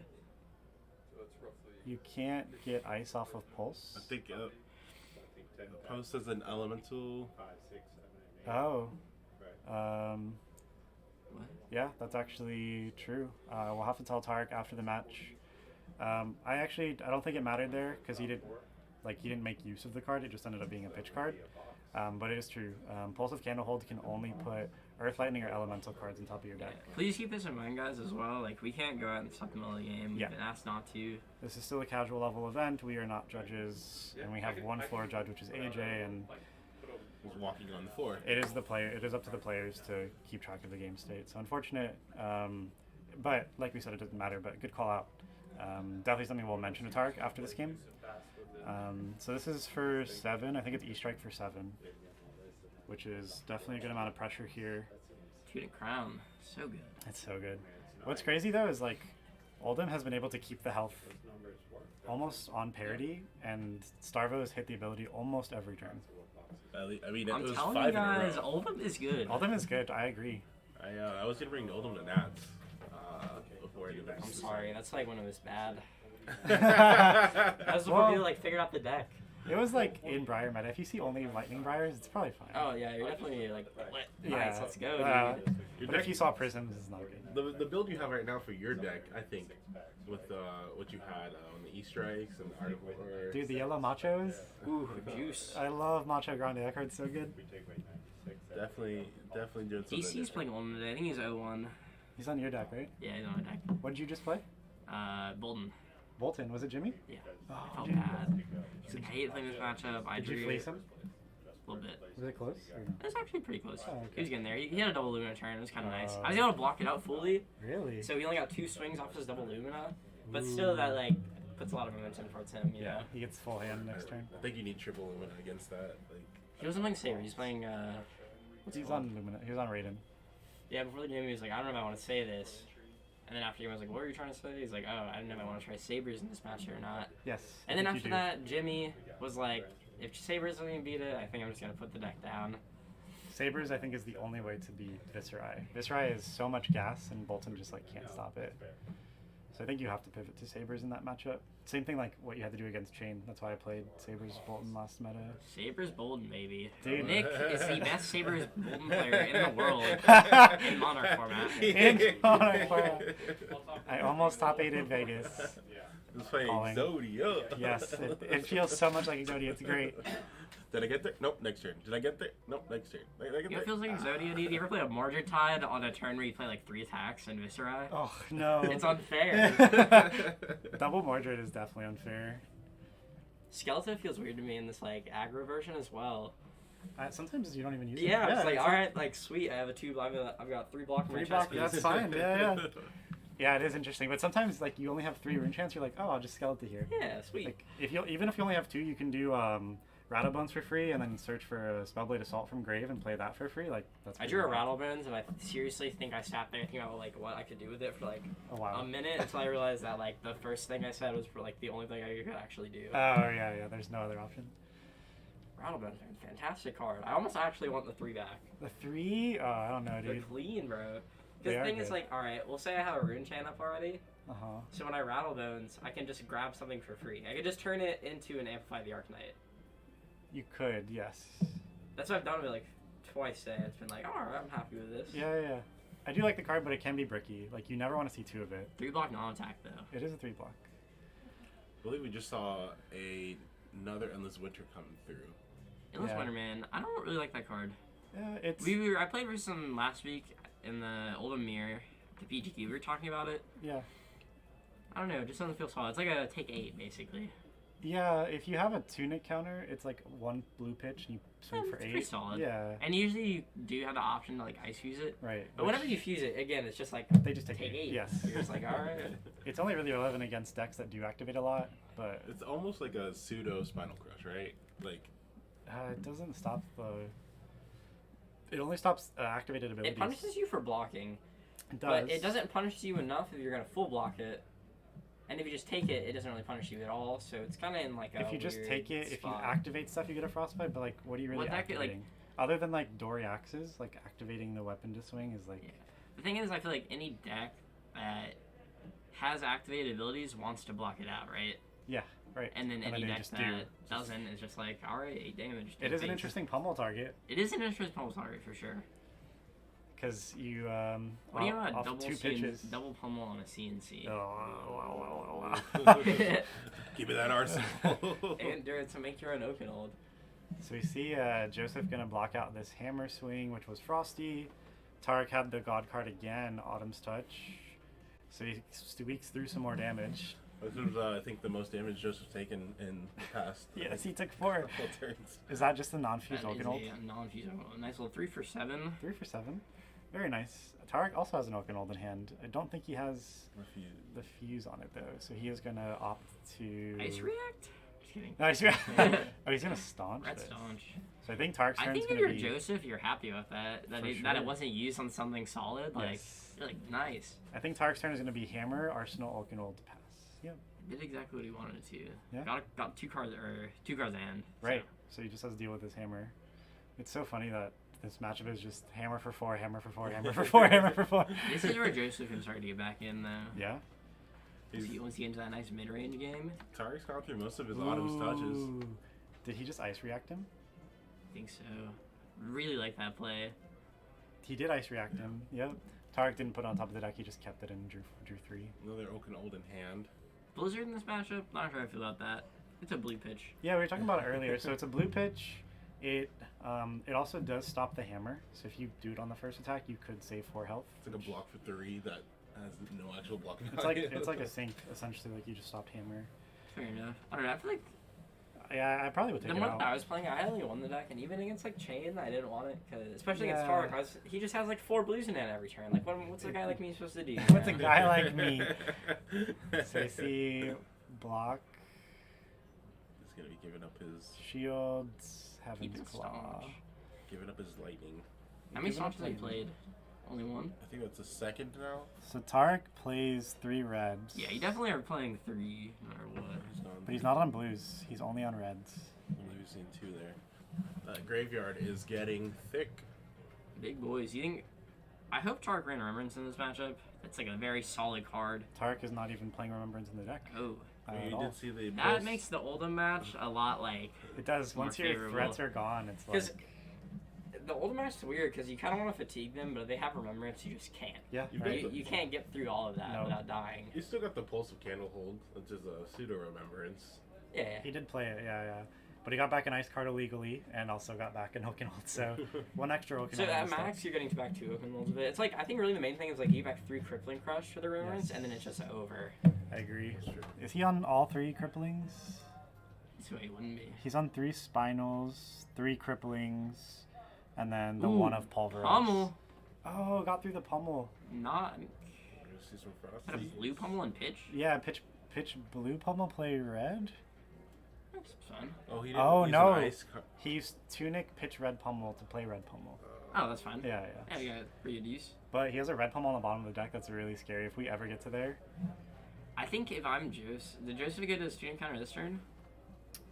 No, he just He used it used to pummel. Well, I'm saying like the turn before. Was him taking up to 3? Yes, yeah. Okay. It was immediate value. I was gonna say, like, if you crown the turn before, you have a pretty good chance of hitting a blue card and just guaranteeing that you get the arsenal still. Yep. So Tarek's seeing the third pulse this game. Oh, So good. He gets to pitch. He gets to do Starvo ability. Pitch the bad lightning card. Play Okinold for 11. Dominate. Go again. this is that national champion plot armor right here. Plot armor. Seeing all 3 pulses. Oh, has the staunch though. Hey, we got Hey, there. that was solid. Let's We got go. there. So I think that Kept covers that- it all up. We kept it in Arsenal for a minute. Yeah, That that was was solid, dude. Because he pitched 2 cards into it, so it stops 10, right? Stops 10 if you pitch into it. Yeah, the overload. Oh, No what chance. do you do? Well, you give him 6 here. You don't have a choice. You have to. And then then take take 5, go to 7. You just like That's are so close to insane. death. I can't believe that turn just happened. Targ does probably have like a hard reset hand here, though. Yeah, it But at the is. same time, like once you get to that point of like that low in the game, the fact that it's just damage starts to matter. That was a 22 damage turn. That's insane. That's so wild. That is the grossest thing I've ever seen. I need a diaper. Stop. So getting Joseph to 7, he has the ability again. Wow, never punished. And he has the God card. Oh my gosh. I thought he'd gone through most of them already, but He's on so many. So this is going to be another Autumn's Touch I dominated think maybe do we see the Blizzard here to save the day? to save the day. So I don't know what color it is. It's 7 or 9 dominate. Or I guess he has the 1 yellow in deck. 7, 8, or 9 dominate. So you see, is he going to give up Tunic?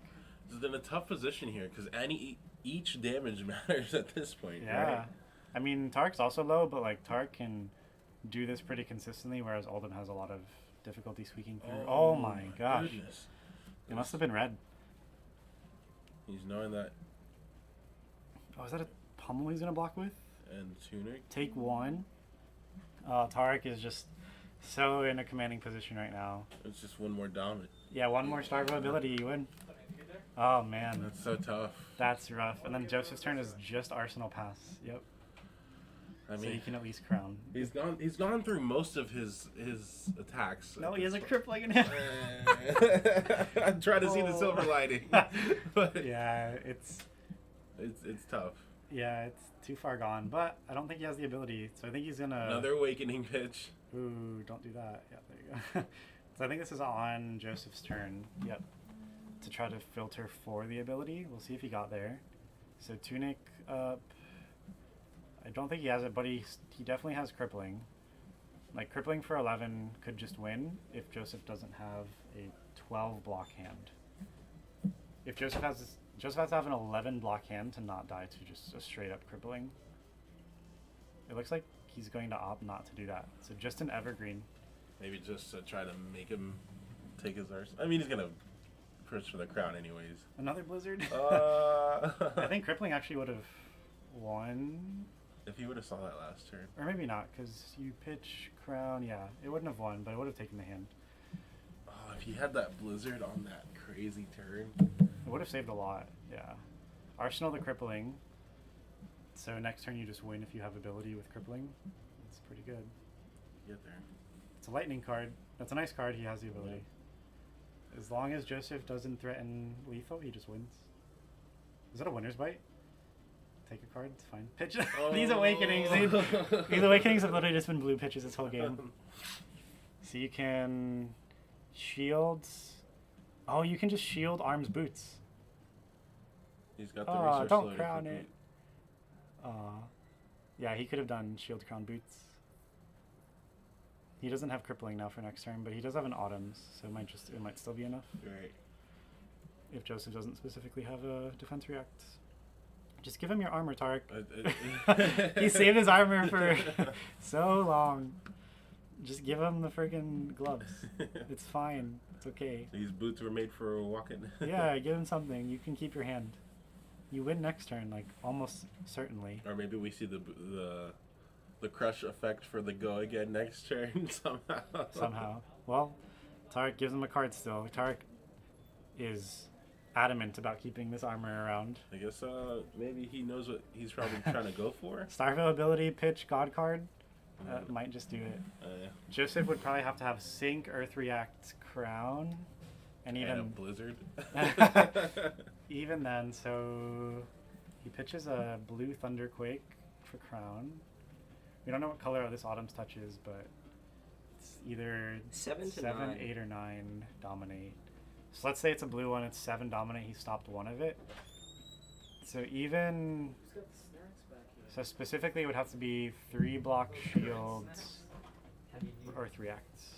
You there? Oh, does he have staunch? Nice. Okay. Very nice.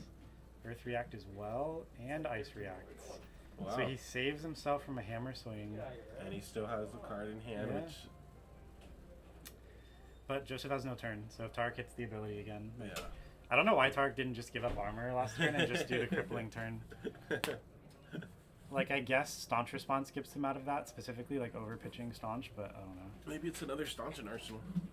Maybe, yeah. Yeah, that'd be nice.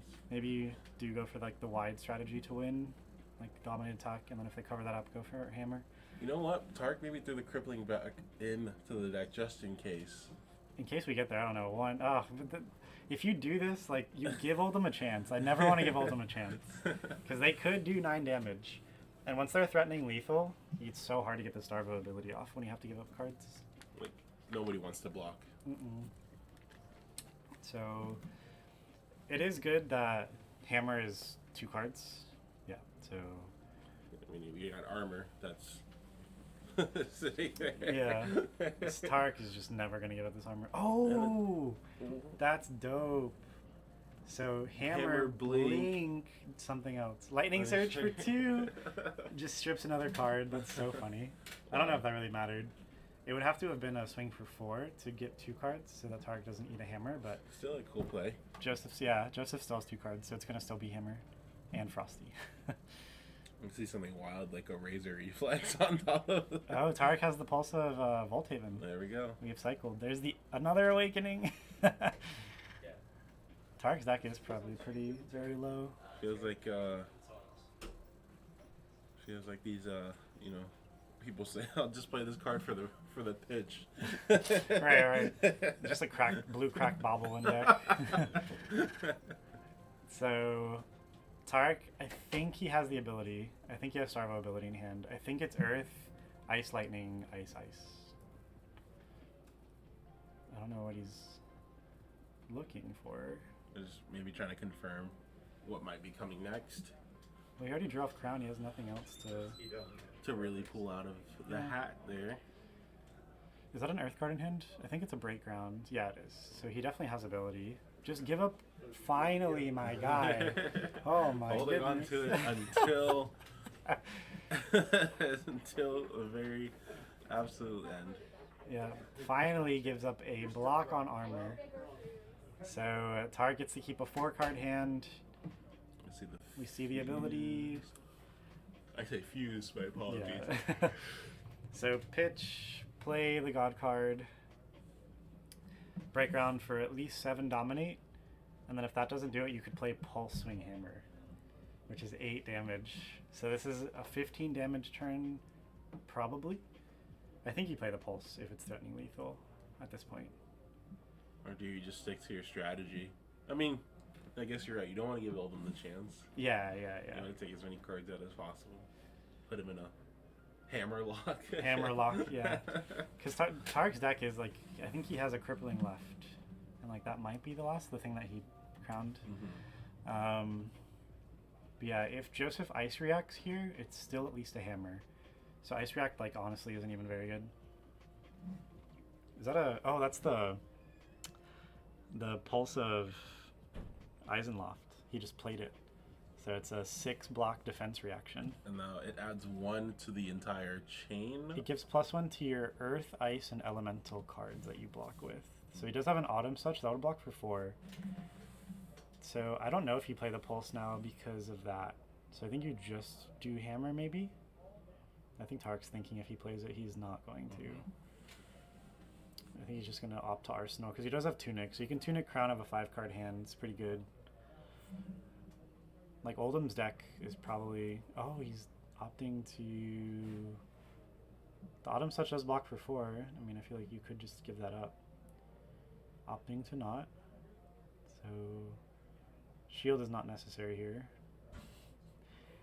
But I guess you just do it anyways. Yeah, so... That blocks for 4 because of Pulse of Eyes and Loft.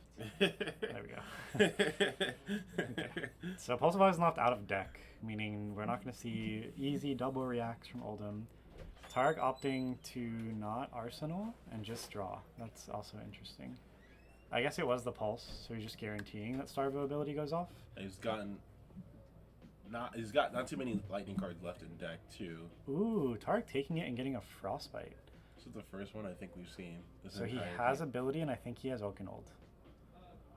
So yeah, we're gonna see Oakenold pitch a lightning card, play Oakenold for... Oh, probably Tunic, yeah. Pay for the Tunic with the Frostbite. It does not work that way. He'll pay one. Oh, pay one for the tunic and then use it. Yeah, okay.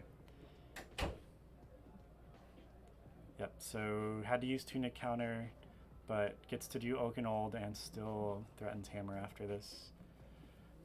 And this is the one we put back.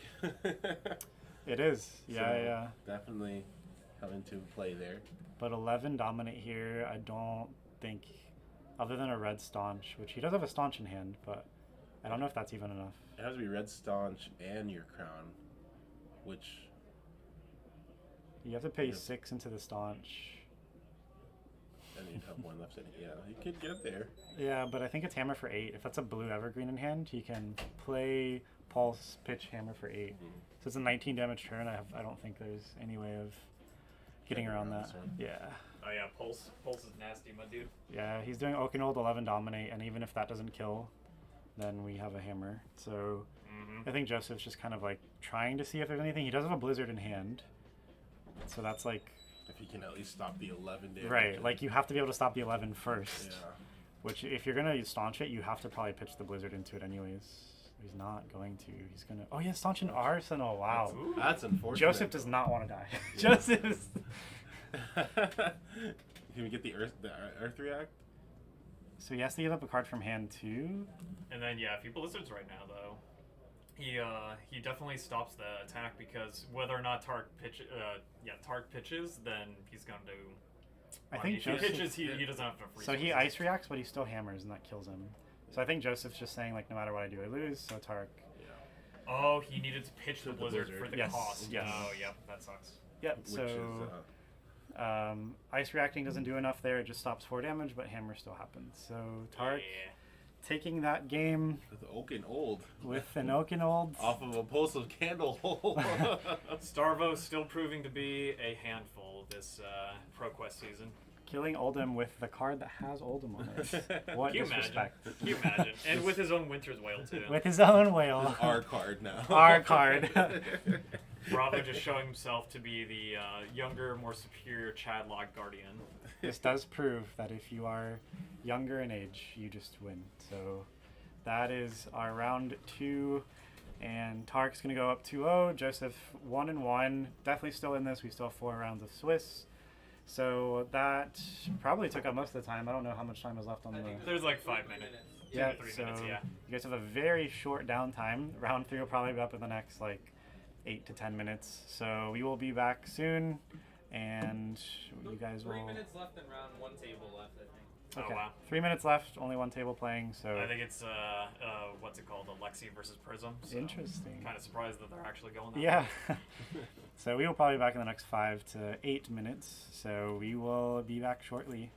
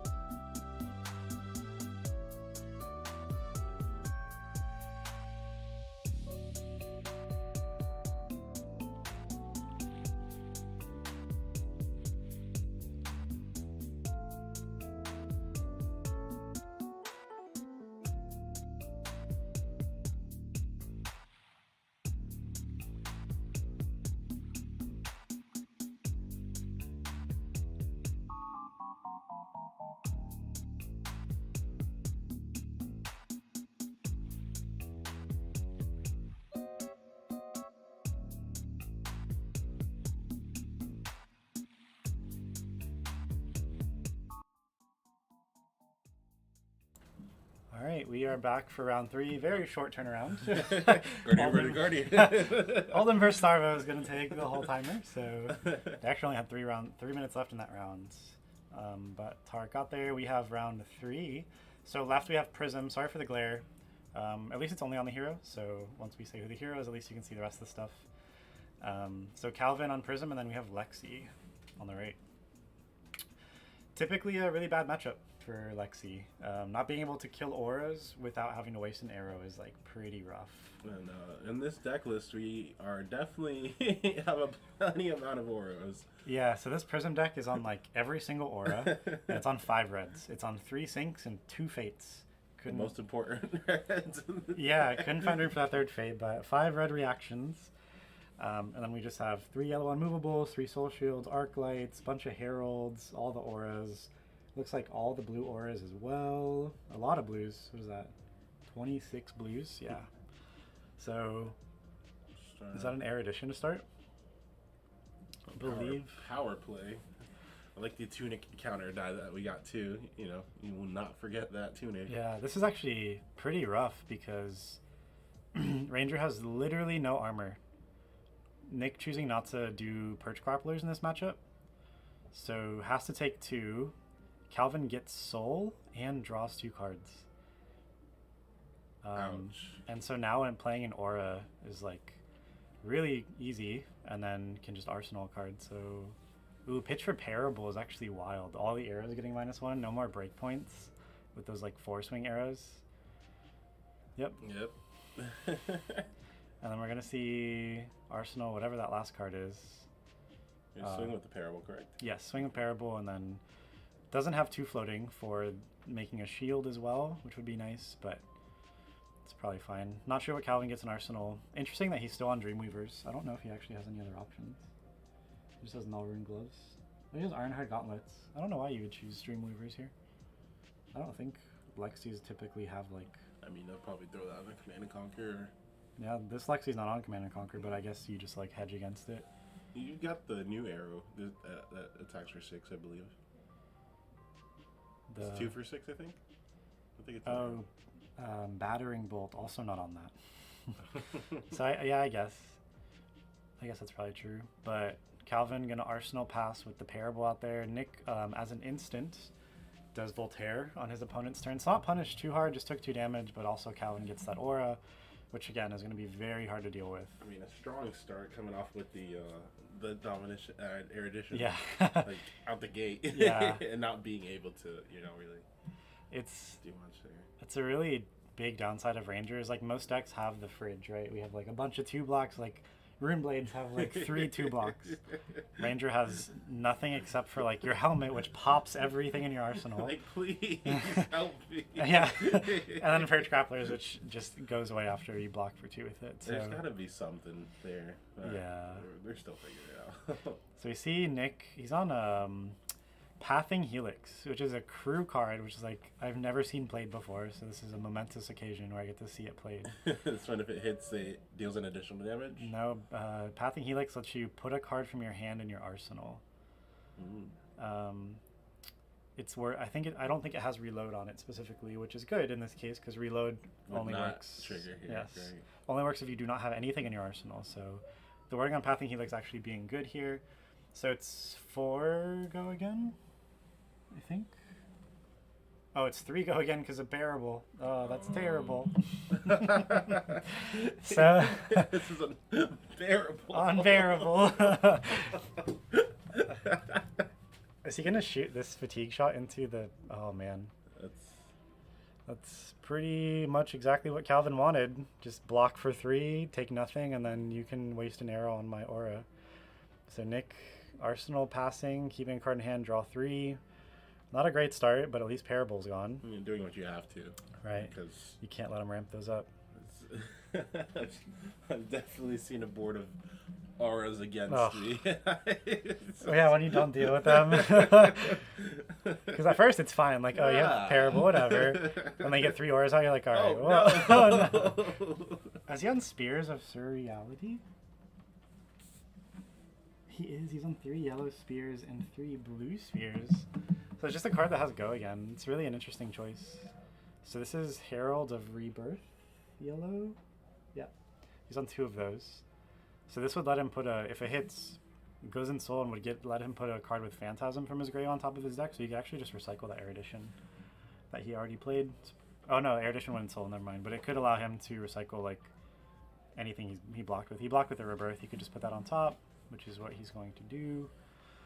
Now with the spears, I'm thinking maybe it's similar how in Bravo, you're playing a lot of blue cards that you're not really trying to play. It's more so just you need the resource curve. Yeah, you just needed a card that's yellow that blocks for 3 and blue, and it's an illusionist card. So I guess it's probably fine. It also lets you like have a guaranteed go again if you pitch a blue, because you always have to pitch yellow to get go again, and then you can play an aura. So I guess it's probably okay. Doing something with something else. Yeah. So we see pitch, make a shield, swing for 1. Nick's probably going to take that too. So Nick already at 31. So the thing with Ranger is like health can just be a resource where like you just want to build tempo. And Ranger can do a lot of damage. So this is basically Lightning Lexi, from what I can see from the deck list, but it's only on like 16 Lightning cards. So there's a good chance Fuse isn't going to happen all the time. Streams cutting in and out. Let me know if that keeps happening. I don't see anything on our end. So we're going to see Alexi activation, flipping an Electrify. So these are blue or red. Nick is on both of those colors. So next attack gets go again. Could be cool for like an Endless Arrow, or he is on Exude, which would be good in this matchup because Calvin's on a bunch of defense reactions. So Nick kind of determining what to do. Pitch Art of War, play Electrify, draw a card. Yeah. I wonder what we're really hoping to grab here. Maybe he's digging for an arrow. Maybe. Ranger problems. So we see Nick is still giving a think to this. So next attack already has go again. So he's going to Voltaire. Looks like he's using a dice to tick down a number of times, which is interesting. So Dazzling Crescendo, probably choosing +1 because he already has go again from Lexi. So this would be 5. If it's fused, it has go again, so it's unnecessary to fuse this, but okay. What aura does he have out right now, or is it just a shield? That's a shield, yeah. Okay. I don't know why he gave his opponent information, because it already had to go again from Lexi, but double go again, which does nothing. Calvin deciding to block for 3 and a shield, so take 1 damage. What? For like 2 seconds. Okay. Fest's all on you. Taking 1, hasn't taken it yet. However, you might see the instant come through. No? Okay. So Rangers finally got some damage on board. Following up with another 5. I think this might be the Bolton shoe.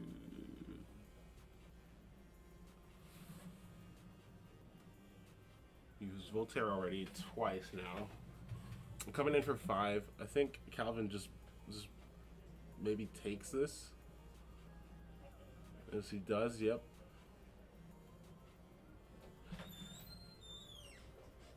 Players having to think.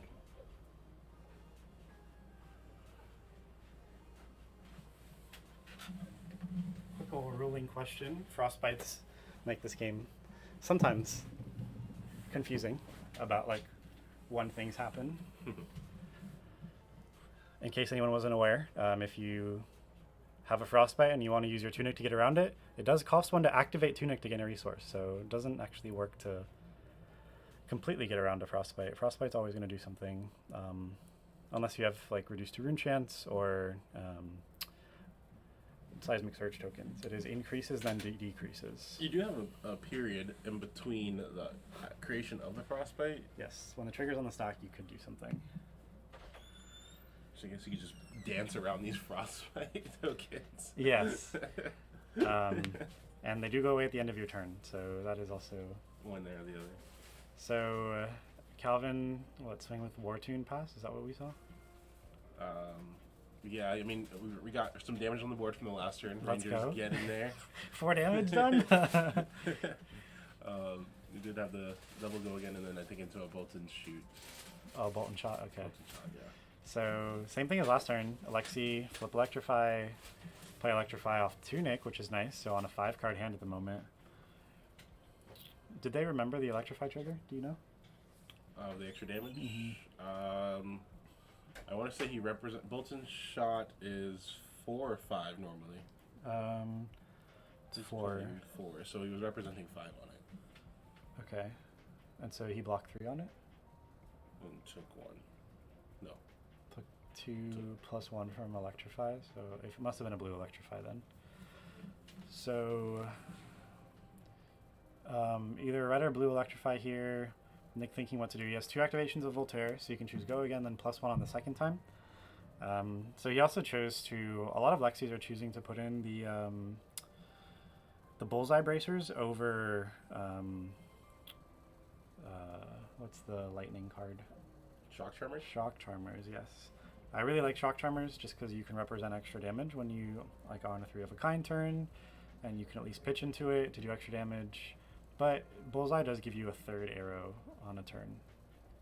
So like we could even see it happen here. Oh, Calvin's saying in response to 3 of a kind. If we see Arclight, that's like Really, rough. really unfortunate. Because it's just such a waste of a 3 of a kind. Oh, he had an Arsenal too? That must be an Arclight.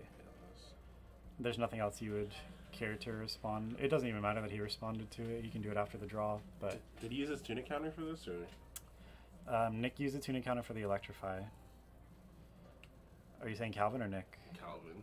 I don't He might know. have used it last turn. Yeah, I think he used it last turn for the War Tune, yes.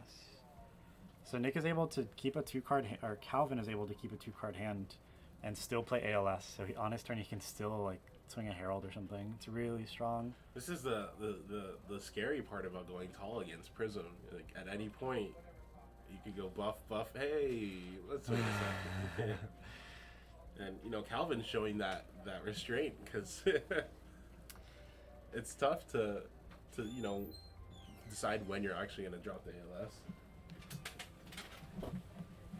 1 sec. Because if you drop it too early, then you're just missing the value of it. But looks like we're just going to do the Bolton shot into the ALS. So it's unfortunate, but you got to do what you got to do against it.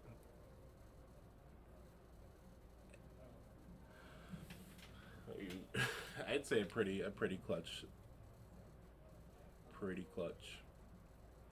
Calvin's turn. I think maybe we just see. It's a 2-card hand, so we definitely see a Herald attack.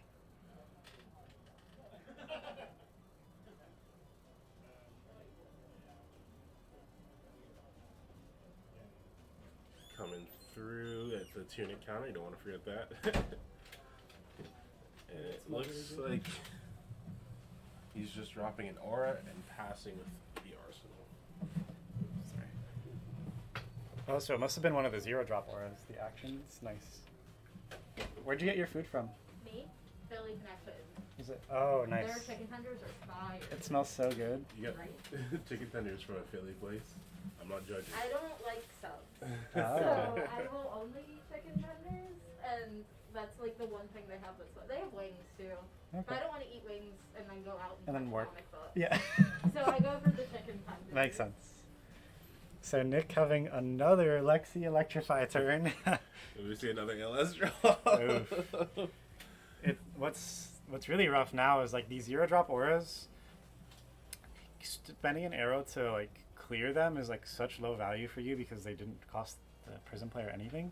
They don't do anything like negative to you, But they just stack. but they stack up and they like give the Prism so much value. So like Lexi really just I think wants to try to do as much damage as possible and like try to just kill the Prism, but might not be possible here with the number of defense reactions we're on and just the fact that we can just keep playing auras off like a blue and a tunic or just play a 0-drop aura. Totally fine with that.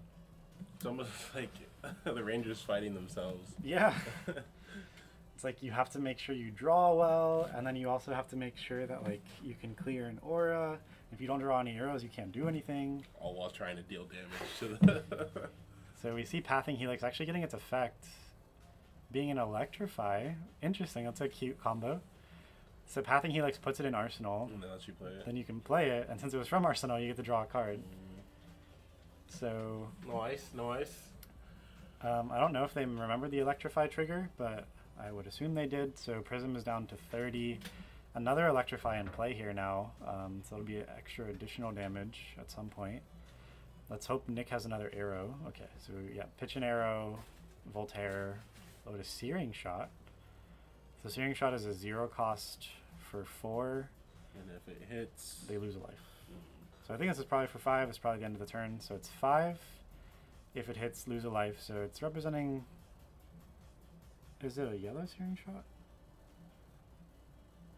or maybe they just haven't. Unless he chose go again. That'd be shocking. Yeah. He could choose to use the bracers to... So lose 6. Oh, he does have a resource floating, yeah. Let's see if he did choose go again. Oh, so just an additional 4 on top. Yeah, if it's a red one, it is 4 more damage. I don't know if... I think I would have arsenaled that. Yeah. Because you give up A damage on this arrow, and then you swing for 4. So it's 3 additional value for this turn instead of just doing it next turn. Unless this is at the parable? Nope. Or, sorry, which one's this? It's a 0-drop aura. I'm not sure which one it is. It's like Pierce Reality or Haze Bending or something. Shimmer is just actually kind of crazy. Oh, Shimmers adds up so much. Especially if you just keep putting the counter on Shimmers. 'Cause then it's like, are you really not going to get rid of this? I was trying so hard to build a Ooh. an aura deck there.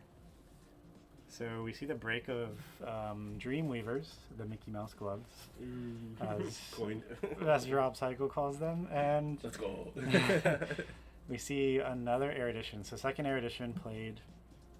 Interesting that Calvin's on Judgment. I mean, it just is another Yellow Herald, which I think you just want as Right. many yellows as you can in the deck, so it's probably okay. But 5 Dominate is rough again because no armor. So Nick is just gonna take it.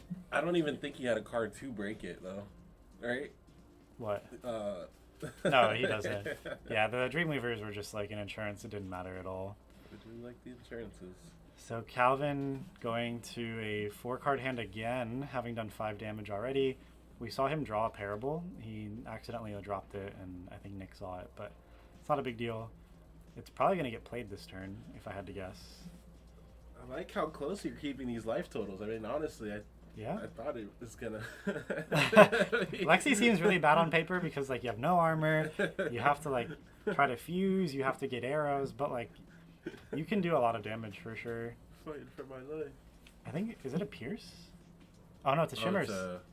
Is it a Shimmers? Why does it No, have it a looks counter? like it's the lion one. So it is Pierce.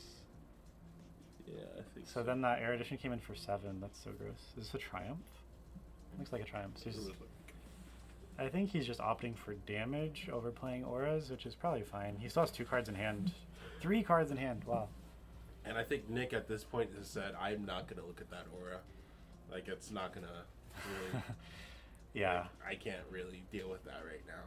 Yeah, you definitely can't, like, have to worry about them. You've already done 20 damage. You just have to try to do 20 damage. Unless it's something like Parable, which is giving him a lot of value and stopping breakpoints. Right. I think you just let him keep most. Because passing Mirage, is it passing Mirage that takes away your? Phantasm. Yeah, that's really gonna do nothing here It at does this nothing point. at all, yeah. I think Calvin's just going to pitch those, to be honest. I think he has a Haze Bending in hand, which is kind of cute, but also not going to do anything. +1 on your. No, Haze Bending, if an aura breaks, You you get a get a shield. shield. Yeah, including itself. Pitch to do another Herald. Calvin opting to keep the aura in hand. So if he does, I assume he's going to end this turn by playing that Haze Bending.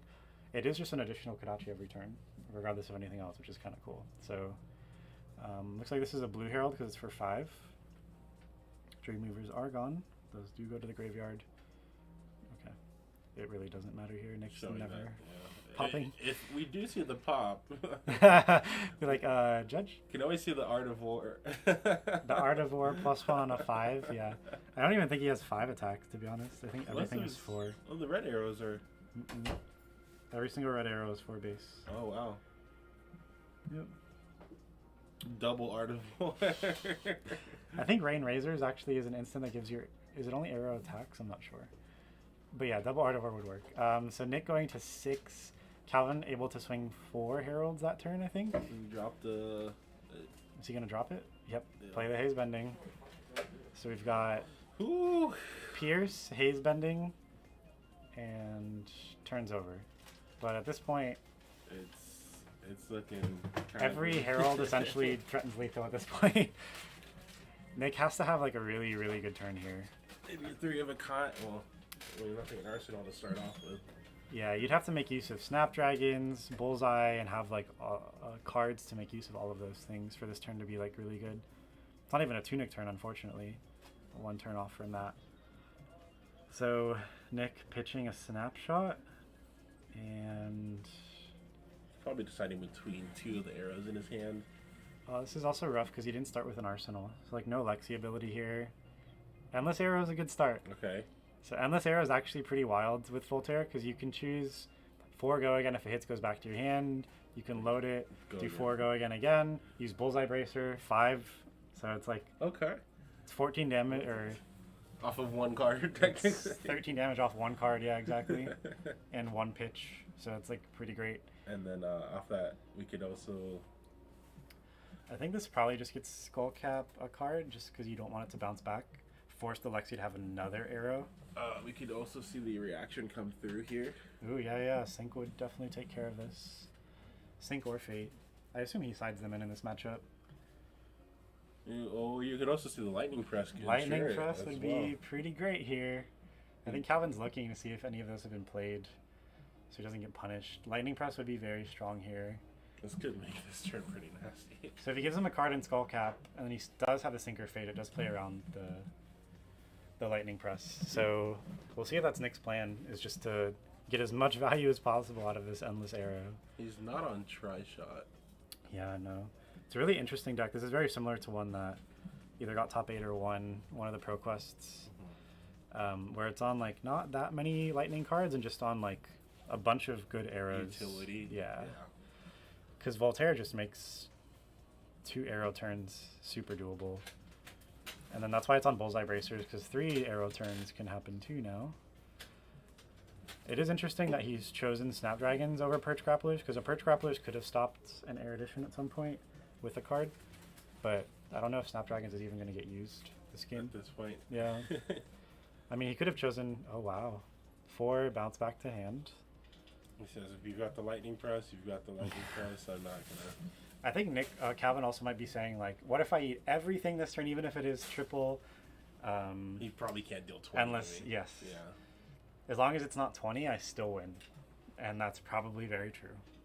So loaded Pathing Helix. Oh, that's really cool. Okay. Because I could get Endless in again and then Bullseye it. So this is actually like a really strong turn. It might be lethal. Does he have the resources for it? He does. This card is a 0 cost. He pays 1 to load it.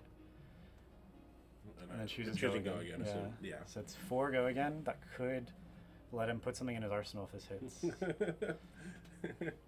I'm going to assume it's Endless Arrow, because you can shoot Endless Arrow, Snapdragon it, Bullseye Bracer it, and then shoot it again. For all the like work you've got to do, though, I mean, at least it's coming through. Yeah. I So mean- if he does what I just said, it's 4, 4, 4, 5. So it's 17 damage. Puts Prism at 3.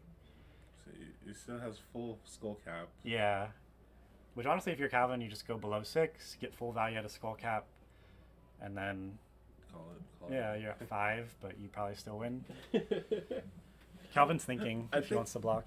I really find it funny. Like, it doesn't matter how much we joke on the Ranger Yeah. as like an archetype. Like, they do these. They still have these really cool plays, right? They do. You know. Ooh. So he does it here. So not doing it on the Endless, but doing it on the Pathing Helix.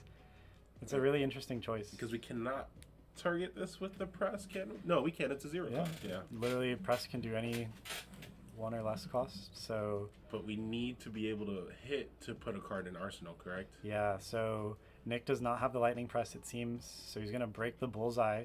So Calvin blocking there actually saved him 4 damage. So that breaks the chain because it is an action. So Calvin, Bolton shot. So Bolton It's gonna shot. go again because of the bracers, giving it the +1. Yes, that is true. So this is I think it's 5 go again. Let's And see. we know the last card in hand is a endless arrow. Endless arrow. So okay, it's 4 go again. This is probably a yellow one. So it's 4 go again, but if it hits, reload. So Oh. if this hits, put it in, shoot it. It's 4 more damage. So at most, Calvin just eats 8 damage here and goes to 8, and then you just probably win. So I don't think you're too scared. Not to put it on anything against Ranger. I mean, it definitely was a really tough position to be in. Yeah. I mean, the turn he was gonna go off, the ALS unfortunately did come Oh, down. that was so gross. Especially because you buffed twice. It's not like you buffed Yes. once and then those ALS is buff. My best card in deck and then And then ALS, yeah. It's just unfortunate. It's Yeah. That. Massive shit. Oh, Tark. So Calvin thinking if he wants to block this, like, if you're Calvin, I don't think you're that scared because it's not even threatening 2 more. Snapdragons doesn't do anything because even if it's endless arrow Snapdragons, he cannot load that arrow again because Ranger problems. So at most, this is just 4 more damage. There's no on-hit effect that you're worried about. Yeah, right now it's just the reload. But if Calvin can threaten a Herald and then 2 Aura Swings and maybe make a shield, like that's a pretty fine turn. Nick would have to play a card that would make it so that Calvin couldn't pitch. Evan, how was your round? I lost. To what? I dropped Doriaxes. I whiffed a Sonata, and I just needed to hit a card so I could pitch. I hit the damn Arcanine shard. Did you really? Yeah. Ugh, So that sucks. the one of. The one of. Did you drop? I'm about to. Really? Yeah. X2s can make it. Not on my record. No. I lost the round 1-3. Round 1-3, yeah, it's true. It's pretty bodied. Dang, dude, I'm sorry. It's okay. Good next time, Tiger. We'll get him next time. I don't know. Calvin is thinking about this hard. Okay, there we go. So reload. I think it's just you're like, oh, is it a lot of damage or is it like something that's gonna stop me? Yeah, it's just 4 more damage. So I think you just eat this 4, you go to 8, and then you play out your turn. Unless I was gonna say if he had Tunic, he can't.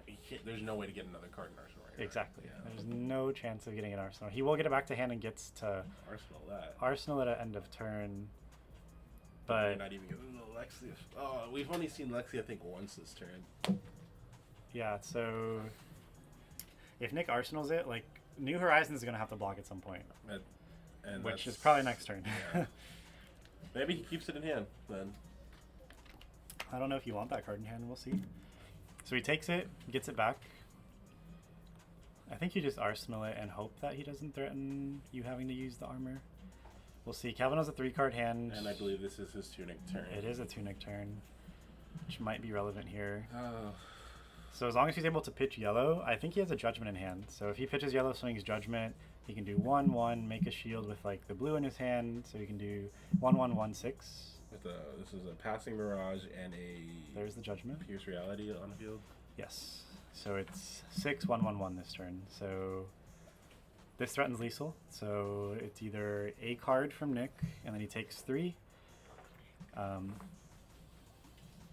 But if Nick does take 3, then the last shield threatens lethal as well. So he has to give up either another card to Nick, which is unfortunate. So Calvin's able to threaten lethal past a 1-card block this turn, which is very strong. Nick thinking on this. Oh, he has Pierce Reality. This is 8. It's Herald of Judgment yeah, for plus 8. Plus 2. Dude, I watched Alex versus Lexi last round, and he just got to a point in the game where the Lexi player ran out of like attacks Oh. and didn't stack them in his deck. So the Lexi just drew like 4 non-attack hands. Alex was like, all right, I'll play ALS, do my thing. Gross. And like the guy can't even kill it because he get attacked. Mhm. That's hilarious. So if he has to 2-card block this. Oh, he has the pulse. No. You need to Not read looking it. good. Oh, is he gonna play the pulse and try to block to pop it? So What's that from, boost Tart? is the next. Basically the Art of War interaction. Yes. But even that is a 2-card block. Then he pays for boots. It makes a shield, swings for 3. and you have a 2-card hand next turn, that's like maybe okay. I mean, he's got the, at least he's got the arrow on arsenal. That's the first step, right? But I think he would still have to block with the helmet, which would then destroy his arsenal, right? It would destroy his arsenal, yeah. He's gonna pitch to play Art of War. So we're gonna try to pop it. Or he just needs to find a better... Oh, defend with card from Arsenal wow. +1. That's like... A mode I haven't seen chosen in, I think, forever. But Nick's turn is a 1-card hand. Like, Lexi can literally do nothing on a 1-card. It is a 2-Nick turn, so he could technically shoot an arrow. Goes to 4, which is... Oh, he's just playing it? Is it another aura, right? Yeah. Okay. And not swinging? Oh, you don't have an action. No. But that's probably fine. Because next turn, if you have yellow, you swing 4 hero. 4 1 time. Or did he keep the judgment out? I think he forgot to put it in soul. Yeah, or just, it didn't hit, but in grave. It's 5 cards in soul right now, right? Yes, I think that's what that dice is indicating. So Nick just Arsenal passes. That's, yeah. Tough position to be in. It's just game, because that's oof. This is gonna be +2. Oh my gosh. 7, go again. If it hits, make a shield, goes in soul. Tark, is that your sandwich?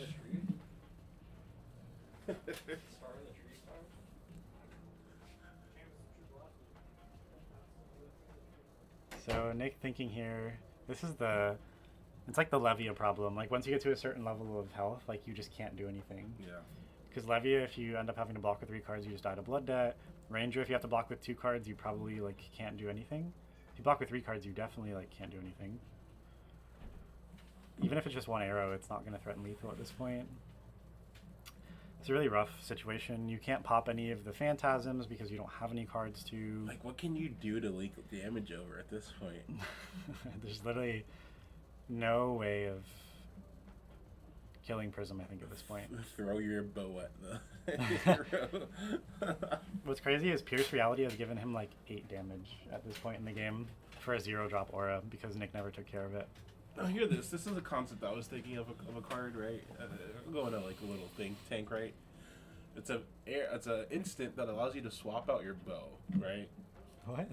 Well, it should change from like, you know, maybe you could do Voltaire half the game and then swap it to like That's 4. terrible. Hey, man. A card that lets you switch your bow.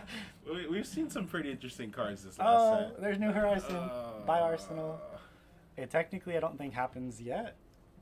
Because I think it's when it breaks is when it breaks your arsenal, so the combat chain hasn't closed yet. Probably doesn't matter because it's Array and Razors, but could have. Then we see a swing for 1. That was fully blocked. 3, 4, 5, 6, 7. Yep. So the Herald was blocked.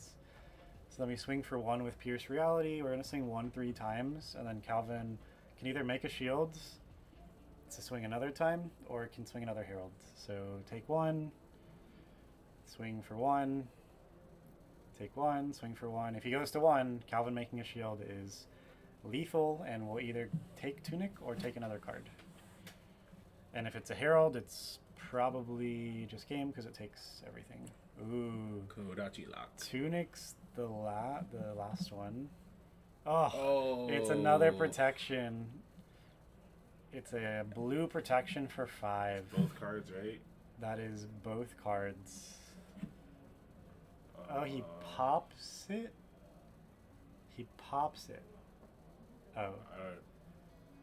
Maybe it was showing that he a... can't. Oh, no, I think it was a yellow snapshot. So yellow snapshot is... shy. Or it must have been a blue snapshot. Blue snapshot is base 2, so lightning press put it to 5. But even if you pop it, like you have no hand, he just does the same thing next turn. He would have. I mean, if he had the ability to do it, he would have done it on the first one, maybe. But he would have just paid for the boots to gain go again. Yeah, I think he was hoping that the last thing was just make a shield, because then Nick can have a turn, but was not. We have 21 viewers. Thank you to everyone for tuning in. If anyone missed it, we did have Tarek on last round, and he is 3-0, I believe. So, Starvo doing Starvo things. Starvo doing Starvo things. So, I'm gonna reveal. we're probably going to see Tarek in top 8. He's a very good player. So, stay tuned for probably more Tarek. We might see Rob later on. I think he was doing well as of last round. Still not Prism, I believe. He's on very much light Prism, still on like Vestige, which a lot of people have switched off of. He's still on Tomes, which a lot of people have switched off of. Vestige Tome still a very strong combo. So But, Prism taking this one against the Ranger. yeah, Prism going up 3-0. It was a very unfortunate turn that I think where we kind of yeah, the just ALS was dropping. because that 3 of a kind turn could have been like 3 arrows. That would have been disgusting. Yeah, but ALS proven itself to be a good card. Yeah, I know a lot of people were like, "Oh, we got to take this card out now." But I mean, when you go tall against it, it's Yeah, like Alex, when we saw Alex round 1, if Alex would have had an ALS on a turn like on 7-6 shackles, he probably actually would have won that game. So yeah, ALS does a lot, especially now that decks are on, like this Prism deck's on 26 blues, so it's actually really frequent that you can pitch just 2 blues to play ALS and still keep like a 2-card hand if it's an arsenal. So we're probably going to see more Prism. I think we had like 9 Prisms here. just as much as our I think Starvos. I think Starvo was 10. Oh. So I think there's like slightly more Starvo than Prism. We've got to get that graph up. Yeah. Going. Cash out Prism. Oh, cash out cash in Prism tag? Yeah. Pop all of your auras because they're weapons and then draw a bunch of cards from cash in. You're playing the new card from Everfest. Like If you had Tome, that would almost like actually be Right? It's like almost actually viable. So that is our Is this the new tech for light Prism blues? cash out, cash We're in. gonna be doing some high striker mixed in. Get the 6 coppers up. Yo. Yeah, I'll cash in. Cash in twice. Ooh, so If you have fire. 8 coppers. Alright, that is our round 3. We probably have do you know how much time was in the counter round timer? Honestly, it didn't even look. Okay. So We'll be back pretty soon. yeah, probably like 10-15 minutes, and we will be back with round 4. There are 6 rounds of Swiss, so you guys will have 3 more rounds of Swiss, and then we're going to cut to our top 8. So you have a few more rounds to watch today. Thanks for watching, guys. Make sure to hit that follow button. Subscribe if you're on YouTube Yeah, well, or on Twitch. true. If you have that free Amazon Prime sub, might as well give it to Adventure Co Gaming. Woo! I know you have Amazon Prime, so Yeah, you better.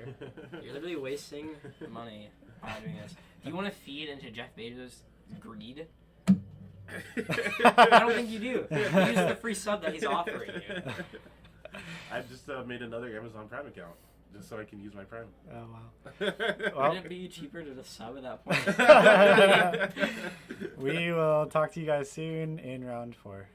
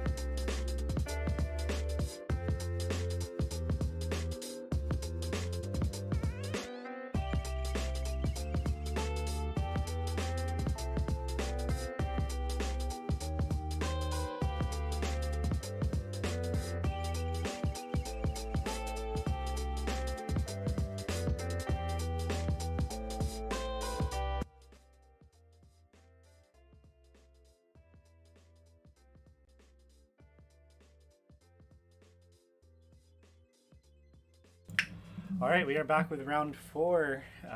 We've got on the left-hand side Bagel TCG. If you all have ever seen his YouTube channel, he puts out some pretty good content. And then we've got Kyle on the right-hand side on Viscerai. So it looks like Noah went first as Starvo, didn't get the ability, Arsenal passed. And that's how this goes. See, Kyle's starting off a Rune Flash. That's really interesting. So pitching a blue to just forego again. If you're Noah, I feel like I'm like, this is good. That's great, yeah. Unless he's going to come into something nasty here. So Kyle did have the Mauvrion in hand. I think he's probably going to Arsenal that. Nothing too crazy on his list here, right? I mean, it looks Yeah, like he they're stole my pretty- 1 of red Mauvrion. He's on 3 yellow Oath. I don't like Oath as a card. Oh, I think I that's like just, the- what's his name's list? Alex's. Oh. Kings. I like the blue. I really want Vexing's cool hand in the list. I was very sad I didn't have it, and like the in amount the of mirror. stuff. Not even mirror, dude. Just in general, because you can like pop it and then use it on Skeleton. That's and it's true. just like, and then on Mordred turn, you're like make 3. I just don't like not having a fridge. You usually got a decent fridge. 5. You have an average fridge, right? average, yeah. Just play a. It was in the list. I could take out a card for it. Play a sigil. I could take out like a sync for it or something. Sigil, call it. So we saw Rune Chant Sword, and now we're back to Bagel's turn. It looks like he has Lightning, Spinal. I can't tell if he has Did any. Kyle have 2, what's it called again? 2 Moverins? Or do you have something else? I think he arsenaled a Mavrian. We'll Just see. I thought he Judge. did. Evan? Okay. So over to Noah's turn. I think he has double lightning cards in hand. So I think it's just it's just a Spinal. We did have a couple Dorinthias today. I think maybe We have two. We have 2 Dory Axes. No Dawnblade Dorinthia. I think it's just Dawnblade Dorinthia isn't viable in the current format with how many decks are playing defense reactions. Stops. Yeah. Like people are playing defense reactions for Starvo, and Yeah. if they see Dorinthia, they're like, oh, I can just do that too. Dory Axes can play around stuff like Staunch because of the new card, Blade Runner. Really strong card. So yeah, there's 2 of them. I don't know how they're doing at the moment, but there are 2. So if we get a chance to get one on stream, definitely will. So Kyle blocking looks like for 6. And I think we're just gonna do pitch for Spellblade Assault. Make 2 Rune Chants. So Kyle not having the most explosive start, but he hasn't taken much damage, so it's probably okay. Starting that timer up of the Rune Chants, because that's kind of what, it essentially is, right? So we It's like 14, 15? you don't play OTK into this matchup. Dawnblade Dory with Helm and Eye of Ophidia is the new meta. I'm glad you added the LOL because yeah, it's definitely not great. But yeah, so Kyle getting 2 Rune Chants. Still no Bravo ability.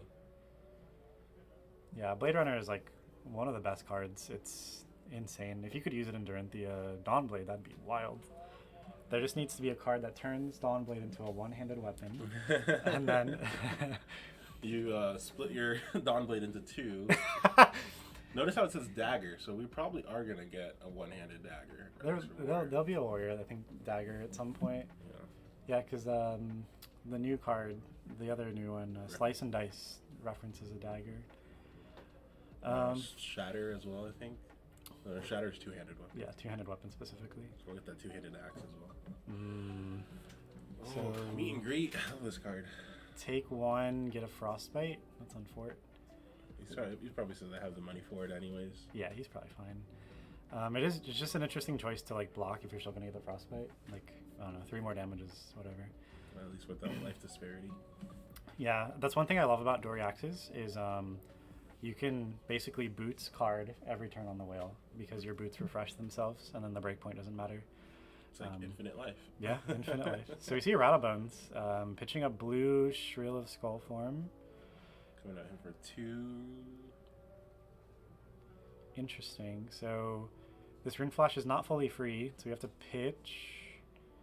So it's probably a blue pitch. And creates another Rune Chant. Creates a Rune Chant afterwards. So it's 2 Arcane, 4 Physical with Go again, and then probably a Thorn because there is 1 floating. So yeah, the Frostbite didn't matter.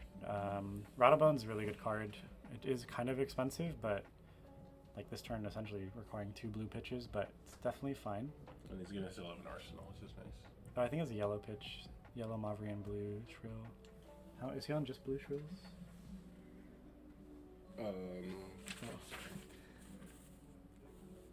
3 blue shrill. I think that's it.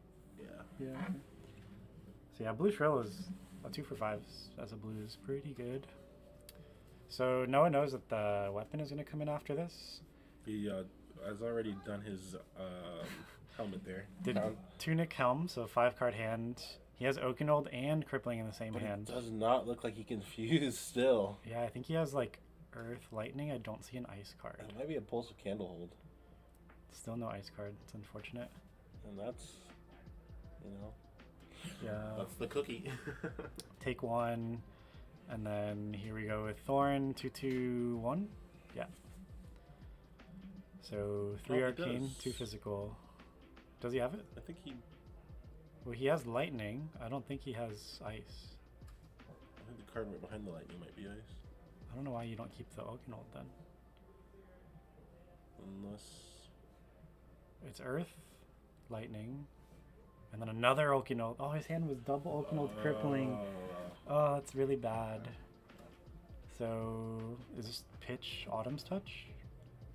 Is it a red Autumn's Touch? Probably. So it's 7 damage. So maybe just trying to like use the hand as much as possible to just get your variance up. This is really unfortunate. We've gone 4 turns and Noah hasn't seen a Starvo ability. This is one thing about playing this deck is just like you live and die by the variance. This is the way. Like Viscera has variance, but like you just have such strong cards. You can like even last turn under a Frostbite, he still was able to do a good amount of stuff. So use Grasp here to make 2 Rune Chants after Mordred, 1 floating. That's a really good use of Grasp here. Play the new card that gets 3 verse counters. Incantation. That card's amazing. It's essential. I love this card. Rune Blood Incantation. Is that read the runes? Oh my gosh. He just made. He made 9. No, don't get rid of it. Don't get rid of it. It's a. No, don't do that. Why'd you do that? Oh no. He got rid of his Rune Blood Incantation. Oh, Kyle. There's 3 more. It is up to the players to keep track of their board state, so I hope he like catches it and fixes it, because that's like really bad. That's a huge misplay. I hope he remembers. I mean, it's 2 more Rune Chants. 3 more Rune Chants. The one that. Oh well, okay. Because they're gonna tick down. So technically, he got 4 from it because he played it. Got the Viserite trigger. Got 2 from Viscerai, Because of the Mordred. and then 3 more. Yeah. So yeah, he lost out on 3 damage. So he's just gonna make more. Ugh. I can't believe he forgot about it. I mean, that turn was insane. Still, it's just probably gets a Yeah, he'd gets a fresh. this start. next turn he would have 2 more. He'd have 14 instead of 12. I think he's gonna Sonata off of Skeleton. Yeah. But this is off the back of a Oakenold double fused. We'll see. He'll see a block with it here if he is going to do it. Hey cuties. Oh, Electrify. I ordered pizza. Oh, thank you. I'm so hungry. We got pepperoni and bacon. I think like AJ got mushrooms. Pepperoni and bacon on the same one? Yeah. Okay. It's kind of fire. Okay. I don't know. I just wanted pepperoni, but AJ was like, "We get 2 toppings. Use them up." Use them up. I was like, "Yeah, fair enough." Just fuse them. Everyone, invite your friends to watch the stream. We have a pizza giveaway coming soon. We have mushroom and then pepperoni bacon. We'll ship a slice to 1 lucky viewer at the end of the We stream. also have cheesy bread if you would have that. That was on our like coupon. First place gets a slice of pizza. Second place gets cheesy bread. So yeah, next turn is definitely a Sonata turn. It's vacuum sealed. Yo, who got a sous vide, bro? Yo, that's a thought. Ooh. I use one. You don't have a sous vide? Mm-hmm. That doesn't surprise me. I don't know why. I just feel like you. Okay, this is not a Frosty Whale, so Kyle's not punished too hard. You did not break the chain. Is this so the channel out heroic version? no. I There's don't. so many attacks. I don't out of that. believe What's so. going on? I I think can't one tell of because those the glare either what they Yeah. are.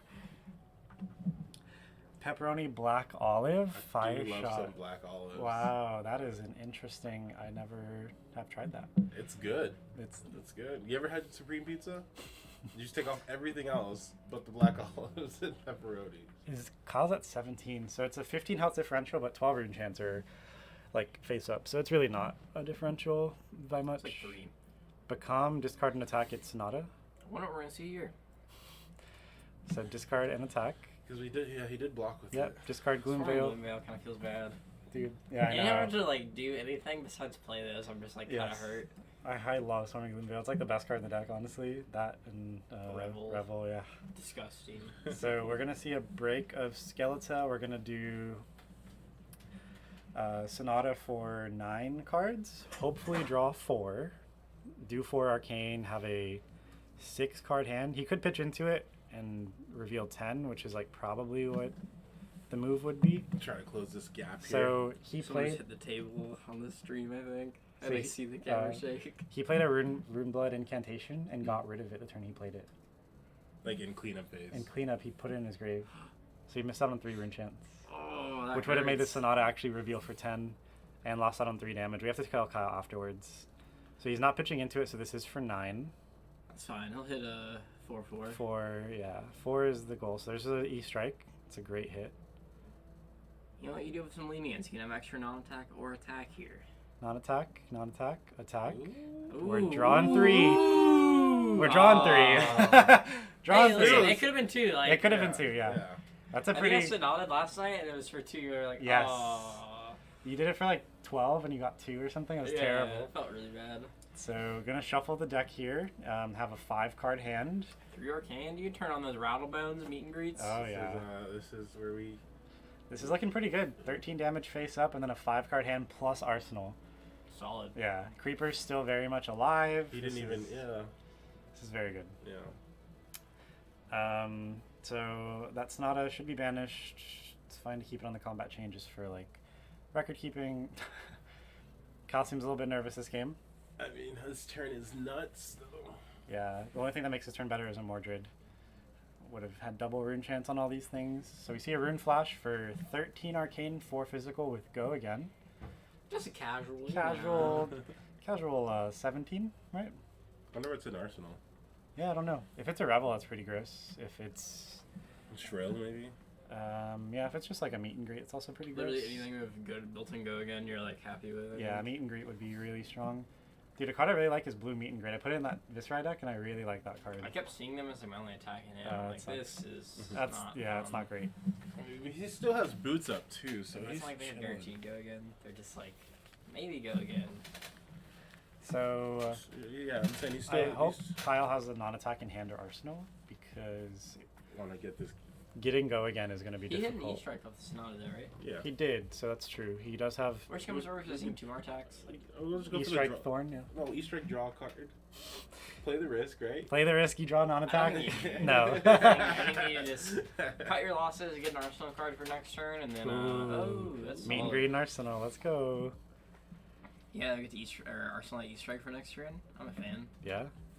Or just end the turn. Rune behind, 1 on hit. You could end the turn with E-strike for 7, that's also very strong. Oh, I don't know. He still had 2 cards in hand, only on 1. Yeah, because this was from Arsenal, so he pitched. It was a 30. I think you end on draw a card. Keep up the 5 card hand I pressure. like that. I like that. Yeah, if E-strike for 7 isn't lethal, I agree. And unfortunately, it's I don't think definitely it's not going really to be. lethal. Yeah, so we get armor, we get a card. Fully covers it up. Noah not wanting to give him another Do we choose? rune chant. He deals for So 7 here, it looks like. 7. he Yeah. did do 7 and 1 arcane. Yeah, I think draw card is probably the move. I mean, you I do see risk lots getting in like a hand. blue attack, like blue amplify doesn't feel great in Arsenal. I think here I would just Arsenal the E-strike swung move sword. With sword, I agree, because sword is only 3 damage less. Yeah, it's 4 instead 3 of damage 7. less than an Arsenal. You get an arsenal. So Yeah, if it's not lethal, I think I definitely agree. you get to keep an E-strike for next turn. And I then, mean, It depends what he talked. You could pitch the E-strike and then like keep if it's like a revel or something. yeah, true. he made sure he didn't have a turn. I feel like that's Revelier's playing that though, right? Yeah, that's true. So, for going in Arsenal, you're gonna swing hammer. Frosty Hammer. It would pitch the Pulse of Eisenloft too. He has not gotten his Bravo ability this entire game. He did it once, I think. And he still kept it quite close. Yeah, I think he only got the ability one time, and it was like on an Autumn's Touch or something. What's his ratio? I think it's pretty normal. Speaking of ratios, dude, Twitter, man. Follow me on there. At Emotion Yo. What a plug. We got 20 viewers again. Oh my gosh. Thank you all so much. Pipe.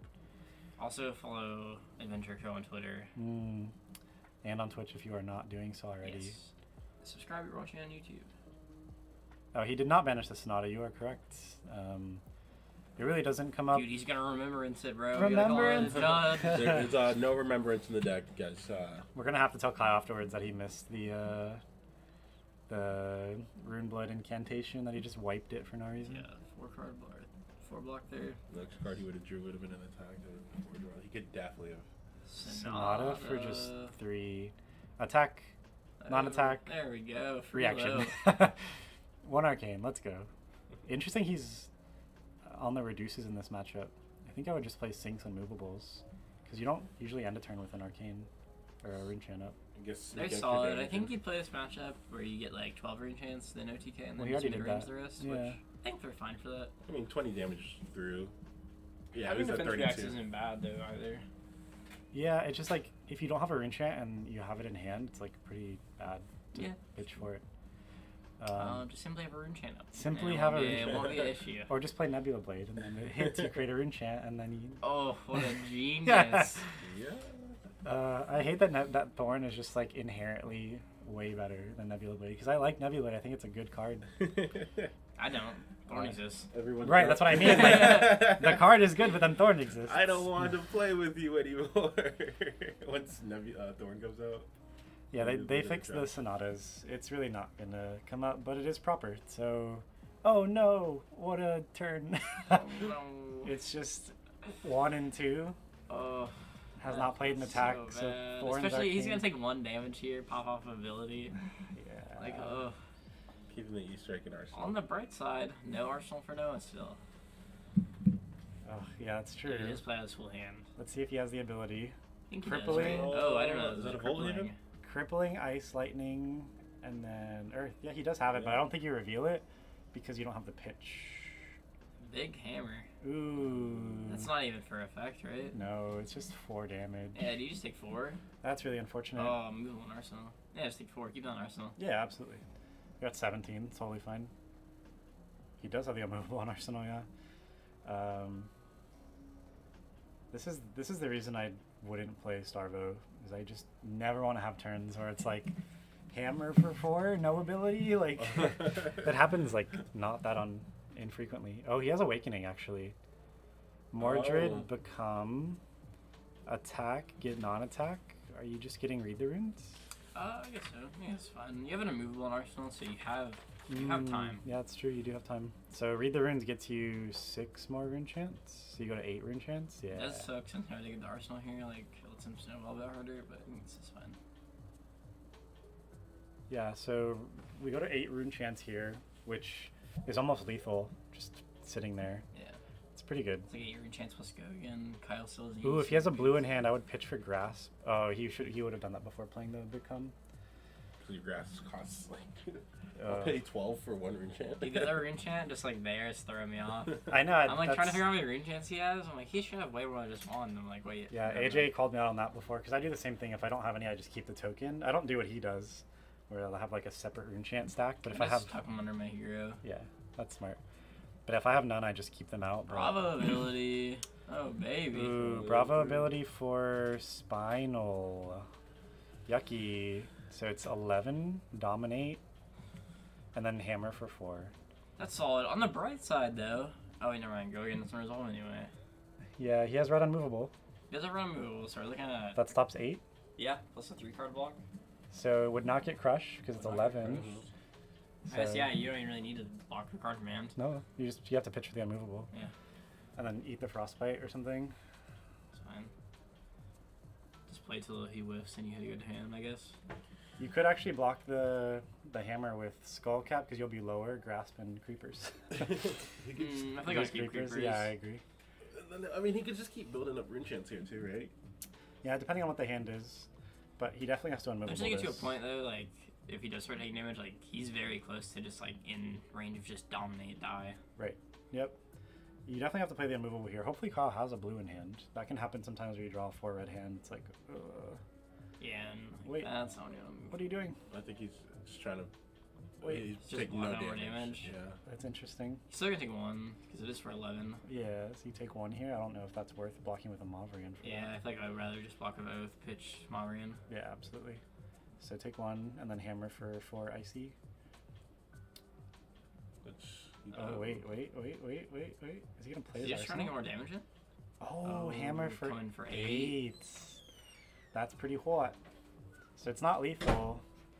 He is on reduced to rune chance, which in this matchup is like You interesting. literally know. You should have saved the unmovable for the hammer on the end. Little did he know. Eat the Spinal, You're Unmovable only the gonna hammer. do one thing anyway. They lost the first one. I do so bad. He Oh, keeps man. letting me- Okay. So Yeah, hammer for 8 is with ice or frosty hammer is pretty gross. 2 block here, maybe block with his boots. Block 3, take 5, go to 7, get a frostbite. And then Kyle has a 1-card hand, which is probably Arsenal Pass. So as long as Noah doesn't get ability, which is like... I think he'll hit it. I think he'll hit it. He's got to hit it with no Arsenal. That's... He's had enough turns where he didn't hit it that I think it just... And It's I think owed to him. It's, I think... Oh, he doesn't have it. He has Crippling Oaken again in the same hand. And he has Ice Lightning. He's just So missing close. one. So I think this is going to be... Crippling still there, yeah. Crippling, yeah. He has exactly enough with Tunic Counter. So it's still good enough. Like, Crippling is definitely still good enough of a turn. And then he gets the Arsenal, and then Noah has a better chance of hitting the ability next turn. So Kyle could do 2 cards, Helm, so it's 8. And then he would not get crushed, and then still have a turn.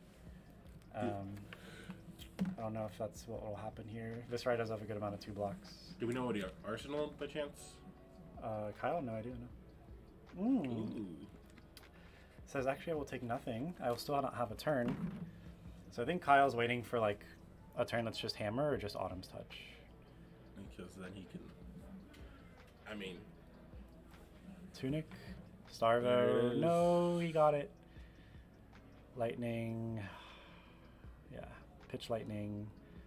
Play Okino. Oh my gosh. And the fuse on the Oakenold. Yeah, this is probably spelling out game because like Kyle. I mean, Kyle could keep like an amplify and then swing. I don't even know if he's on amplify. I think that's wrong. Yeah. I mean, I think Noah just takes it. Well, so he has 8 rune chance floating, right? So like, if his hand is 1 rune flash, you can just do rune flash. So 4 and 8 is lethal. So Noah has to do something about that. But then Kyle has nothing else to do, I think. So Noah blocks out. Yeah, I think it's very much in Noah's favor. Like Okinold 11 dominate with go again, and then a hammer is... Because even if he just swings weapon, that's 10. 2 physical and... Like, Kyle can't get around dominate here unless he has a defense reaction arsenal. And Okinold's going to rip 2 cards because he can't yeah, stop all of that's it. right. So it's like... Ground is fused. Yeah, Okinold is so gross. It's not a crush effect, it's just a hit effect. Consistently miss rather than hit. Yeah, this is the crazy part about Starvo is like, you can miss the ability so much. But if you just hit it, You hit it. you hit it. And especially if it's on like an Okinold, which is like definitely the best. Like, yeah. Because then you're getting the fuse. Ooh. So red movable from hand, so it's for 7. Take 4. And then Get rid of the last 2 in hand to the bottom of the deck. Oh, hammer just kills you. You have to give up armor to not die to hammer. Unless he... Did he Yes, just yes. pick up his arsenal? You... His Oh no, Okinold is an arsenal. skull cap and boots. Oh, never and mind. arm. That's just game. Because it's evergreen. Oh. Yep. Evergreen kills. Evergreen OP. I hope everyone confirms that. Starvo taking it. I think Viscerai has a lot of favorable matchups. I think this is its one unfavorable matchup. It's probably like 60-40, 70-30. Yeah, the unfortunate thing is Kyle had 8 damage just floating and just couldn't... Resolve it. Yeah, couldn't do anything with it. Getting the- his hand stripped. The aura cleanup, that was unfortunate because that would have, I think, got at least 2 Yeah. more cards deeper on the... On the Sonata, yeah. Which... Ugh, yeah, that's... It would have gone 1 more card deeper, which could have been like another draw, another Yeah. attack, yeah. So, really unfortunate. I'm actually going to go tell Kyle about that now.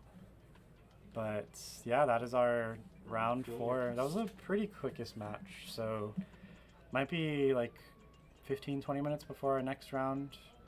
In case anyone isn't aware, 6 rounds today because top 8. So we have round 5, round 6, and then 3 rounds in top 8. So we have 5 more rounds. A lot of fab. Yeah, so we'll be around for like 5 more hours, maybe more. So invite your friends, family, relatives to watch if you are not doing anything between now and the next 5 hours. Yeah, And I do have the pizza giveaway. we do have the pizza giveaway coming up soon. Definitely stay tuned for that. One person gets a slice and the other person gets cheesy bread. So Cheesy bread sounds really good too. yeah, sounds very good. It's going to be shrink wrapped and mailed to your address within 5 to 7 days. In a bubble mailer. In a bubble mailer, yeah. In a top loader as well. Triangular. All right, that's our round 4. We will be right back with round 5. We will talk to y'all shortly.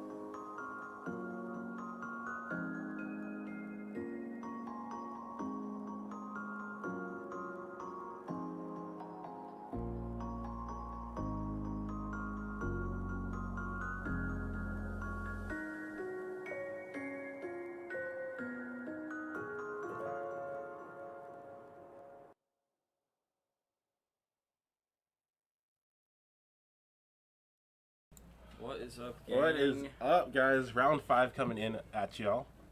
We've got, after seeing all these Bravos, surprise, we've Another got one. some more. Can't tell the glare. I think Sarah's also on Bravo. It is. That's what she was playing last week. We've got our deck list here. But hey, Find the deck list challenge. we might see some fun of just Bravo effect swing. Yeah, dude. Bravo I think effect. it's gonna be a swing. very short early game followed by a very long mid to late game. I mean, it really just depends on whoever gets their triggers first, right? Yeah, honestly, I would be happy if no one hits any, like, they hit their triggers, but we don't see any, like, big on-hit effects, and it just comes down and just, like, swinging back at each other. Maybe somebody gets out and expose the elements and True, cracks that it. crown, I think, with fire. Some people say you don't really need the crown too often, but I think Yeah, the it- crown isn't as needed in this build, but still definitely fire. Right. It's really a hand fixer in this deck, I think.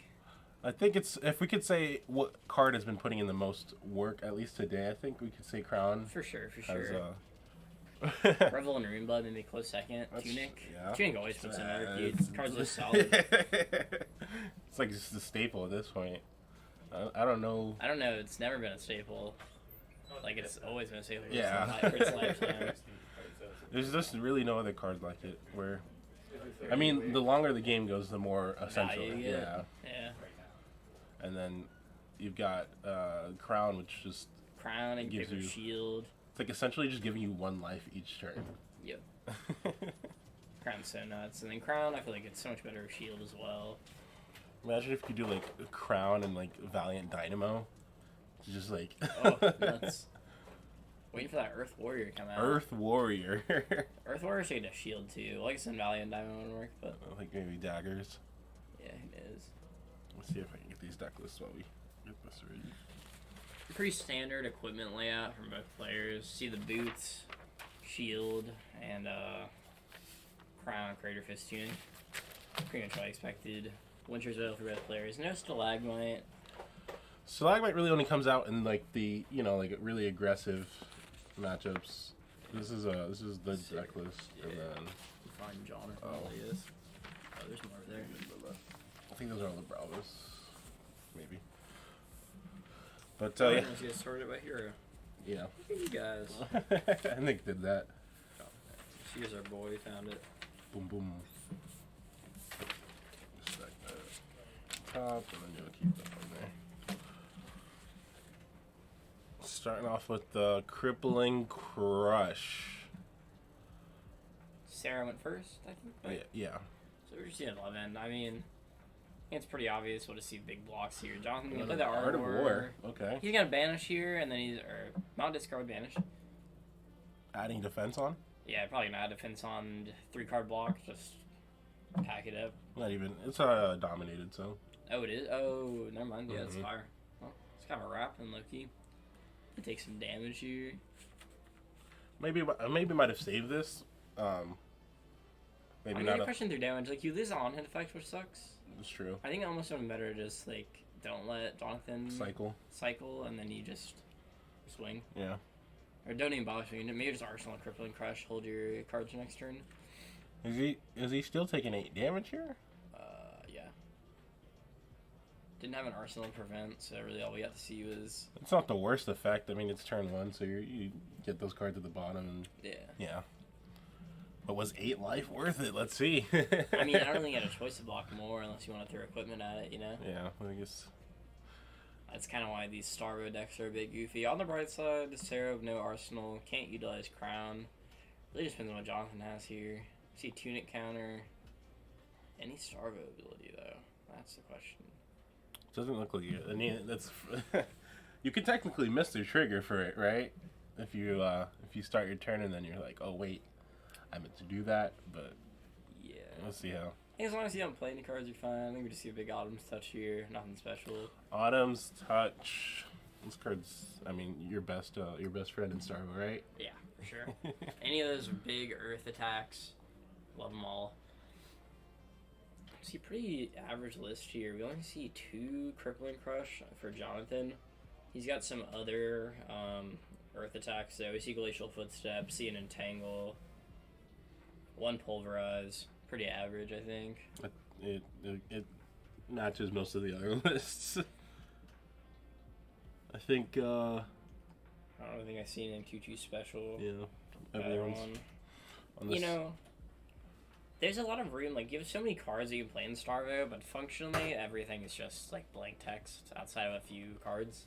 Once you get there. Nick fixing the stream for us. What a cutie. Thank you, Nick. Nick, did we do the raffle for the cheese pizza yet? Not yet. Not Not yet, yet. okay. We're waiting till we Tarek get ate 25 all viewers. our bacon and pepperoni, so you're either going to get mushroom spinach or cheesy bread. Or sauces. We have some. Or some sauces. sauces. We can leave them intact in the packaging or dump them into a little baggie for Near you. mint, sealed, The top loader killed me. Pack fresh. packed fresh. You want your turn, Nick? Oh, let me go for you, Festus. Sorry. You see, brother. Doing the things. As you can see, we do have another problem. Is that a mirror? Yeah. Oh no. This is a table too, so this makes sense. Wait, does that mean they're X1s or XOs? I think there's at Or half least and half? it's half and half probably. Figure. That makes sense. Like, we're at what, 49 players? Puts us like right in the middle of 6 rounds and 7. Mm-hmm. Yeah, we're 6 rounds. So next round is last round of Swiss, and then we will It's all good. top 8. I can't believe Sarah's taking no damage. Ooh, Awakening though. It, 1 damage. Her first turn was a crippling crush. No effect, but it allowed Jonathan to take damage and basically recycle the hand. He's gonna get 22 seismic surges. He fused it. I think we're gonna see the pulverize come out here. Right? Like I think that's her best, unless he's gonna. Yeah. Yeah. Might as well. It's in there for this specific reason. Right. Is it just one of? Yeah. The He one didn't, even, he didn't need to fuse it. No, he did not. Absolutely a flex. I think he's actually thinking, because if you can get Oak and Old fused, maybe that's better. Because you're threatening the hand, but Pulverize is an 18 swing. I mean, 22 seismic surge counters. They need to make a 20 cost Guardian attack. That sounds ridiculous. Ooh, he does go for Oak and Old. So Probably saying that the fuse here on the Oakenold effect is Yeah. better than. So, like, the Pulverize is interesting because it's an 18 damage swing, right? So you do 14, and then if they just swing Hammer on their turn, it does nothing. Because it's next attack, not attack action. So, But how about, she could just eat it, though, yeah. and then have a turn still. So, Oakenol Dominate, like, effectively turns off her turn. If he does have the fuse, which he does. He does. It's 11 Dominate. So it would have been 16 Dominate.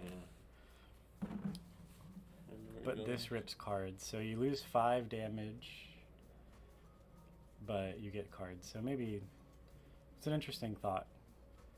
And it is for free. I wish you could do something with those exercising surge tokens. Right?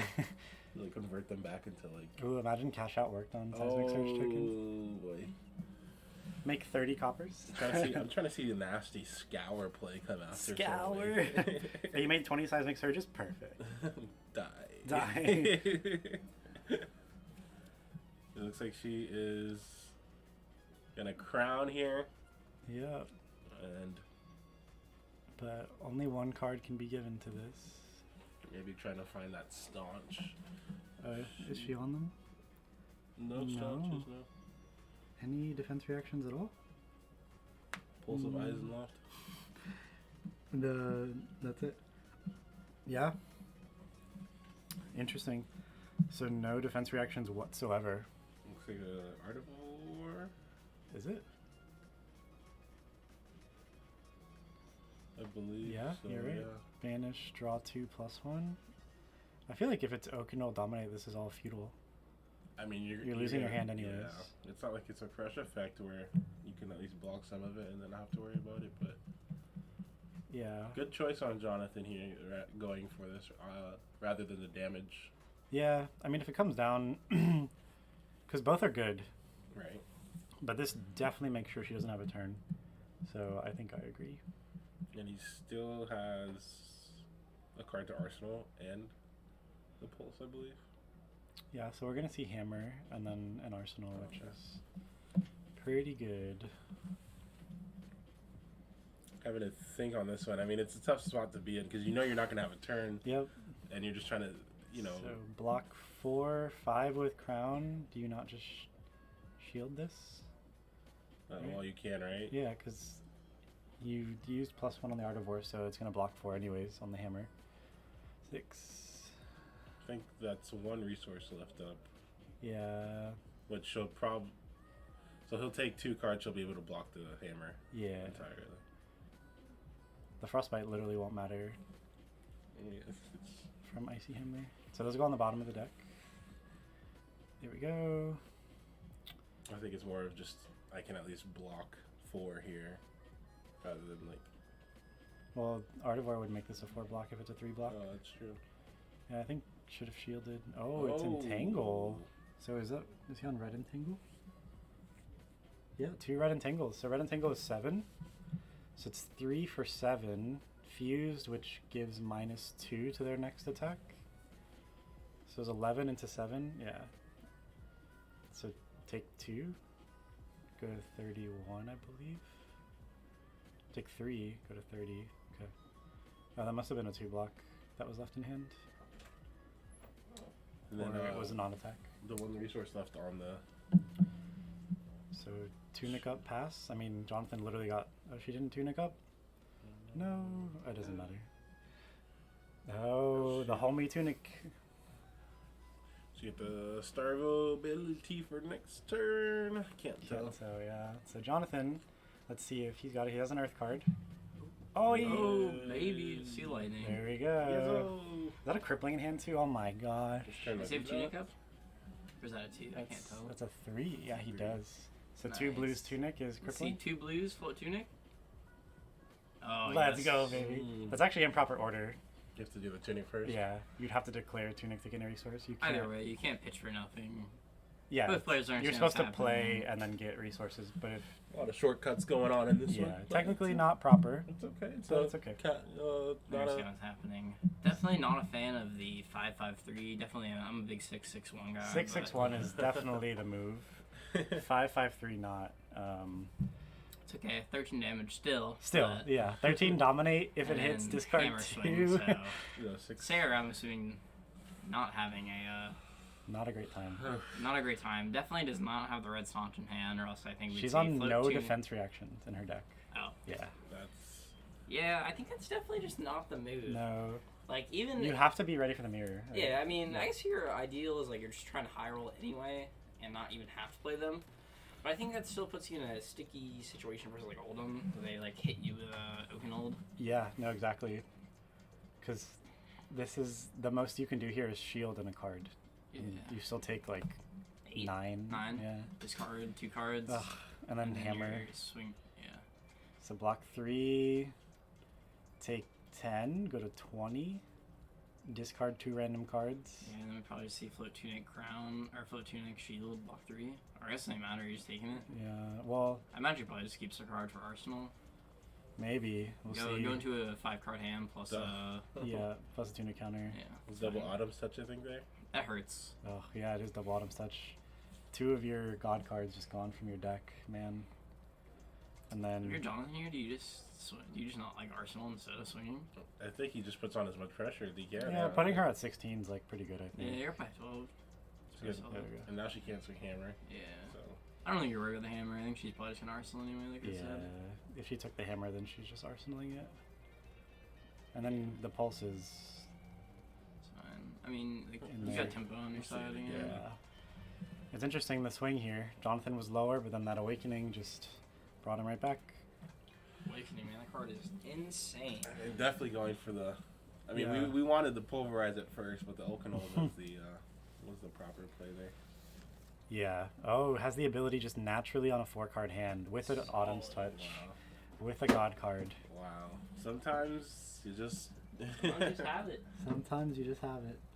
So he's on 3 red Autumn's Touch, 2 yellow, and 3 blue. So it's 7, 8, or 9 dominate, and then we're definitely going to see a hammer. This is just so much pressure. I mean, everyone were joking at the beginning of the game. It's gonna be just, flash attack, flash attack. Like, here's my hand. Effect the flash. Nice. Got the chair. Got the Let's go, chair. dude. Don't want to pull out the cord just in case. So I'll just sit up here. That's Still fair. close to the mic. Yeah. Yeah, I can see the stream. Here, equality. Solid positioning for sure. Coming for 8. Go again. Dominate. Oh, it's an 8, so that means this is a Yellow. yellow one. Yeah. Definitely, we see Jonathan going to the correct 6 and 2 instead of 5 and 3 here. Yes. Knowing that, Really happy to see that. Progress is seen on the smallest of levels. Yes, it's the little things that matter. We got 22 viewers. We have reached our peak. Thank you, everyone, for tuning in. I love you guys. We love you all. Please follow if you can. Yeah, if you weren't aware, we are doing a giveaway later today.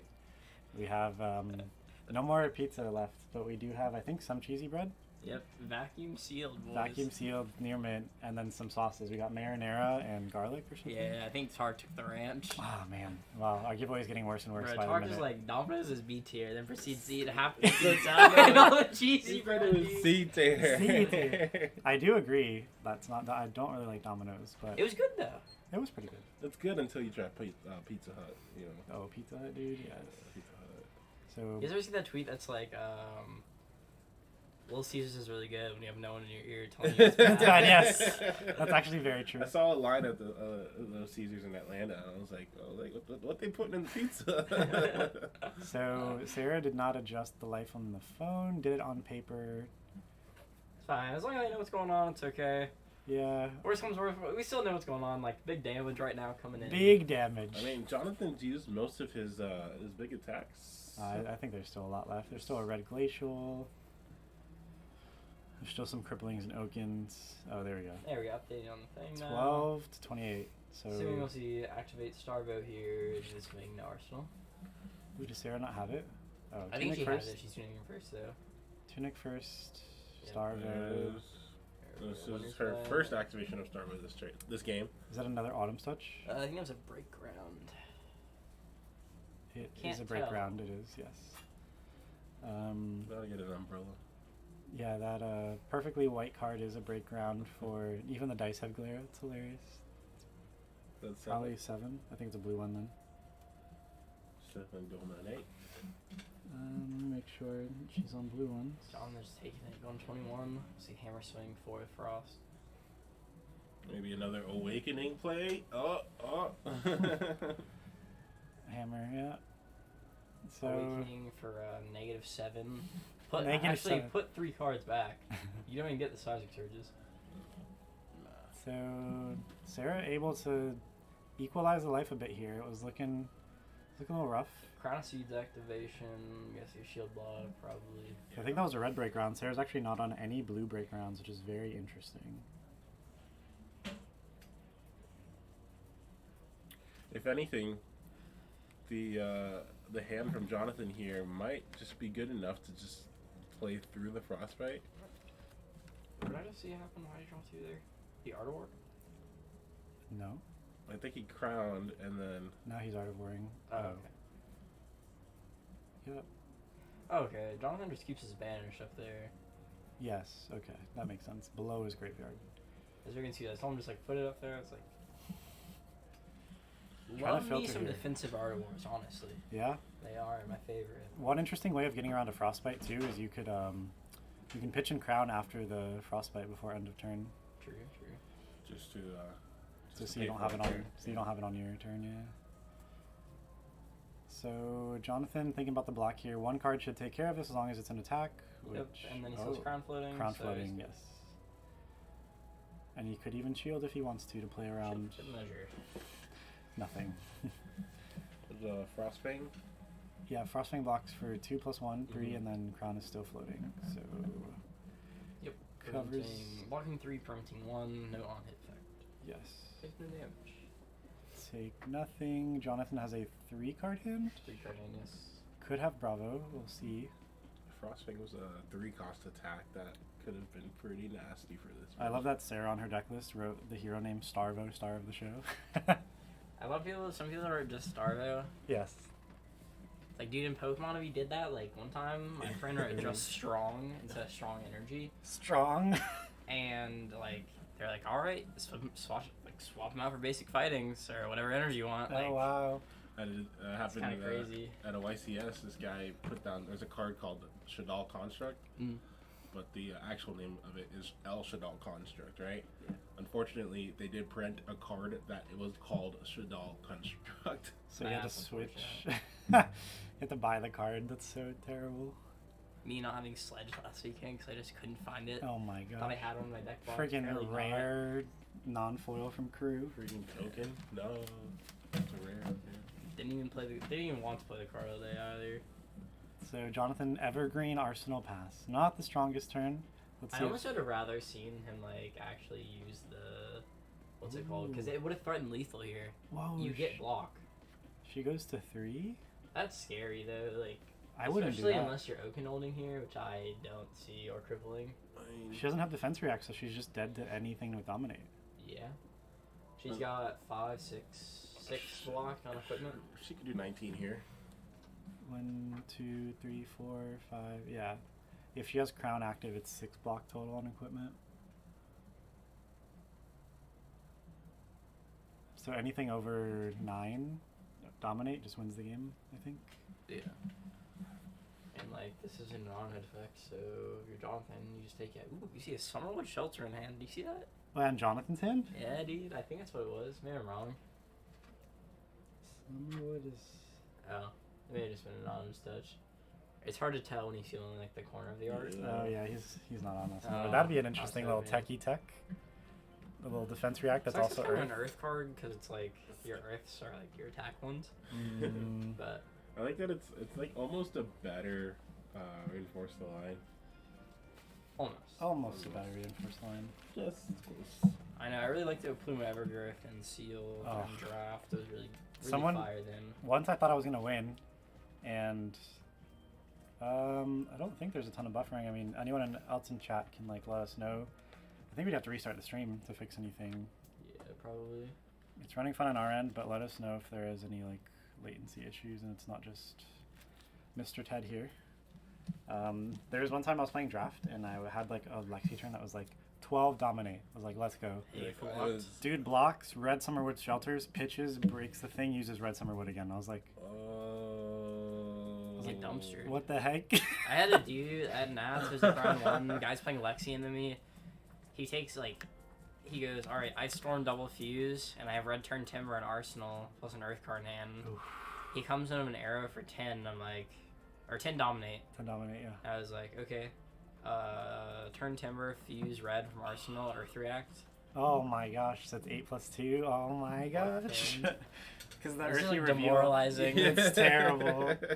You're like, I finally did something. Oh. Lexi needs like a buff, bro. in Lexi draft. needs more, yeah. And in CC. And CC is alright, but Yeah. in draft, like, oof. Lexi's like 1 card away, I think, from being like very good. So we see, oh, the boots finally come out. There we So go. That's a crown- good use of the boots. Crown Boots Shield is going to stop damage and Frosty. Keeps his hand. Yeah, let's see if Jonathan has it. If he has it, then this, Oaken Pretty old. sure that's game. Double fuse. Yep. Yep. we've got it. No Oaken old, I don't think. Whoop, But whoop, still whoop. something solid for Yep, sure. we got the God card in Autumn's Touch or Evergreen. Pitch Evergreen. It's here to Fire Shot, saying it's there to. So probably just have to start over stream after this we round. might have to restart stream. I'll have to ask AJ. Little Age Brown. So is it just like lagging, I assume? Pull it up. Thank you guys for letting us know. Lots of buffering. Okay. Thank you. That's 3 people, so Sorry, gang. we deeply apologize. We will probably have to restart the stream, so please rejoin.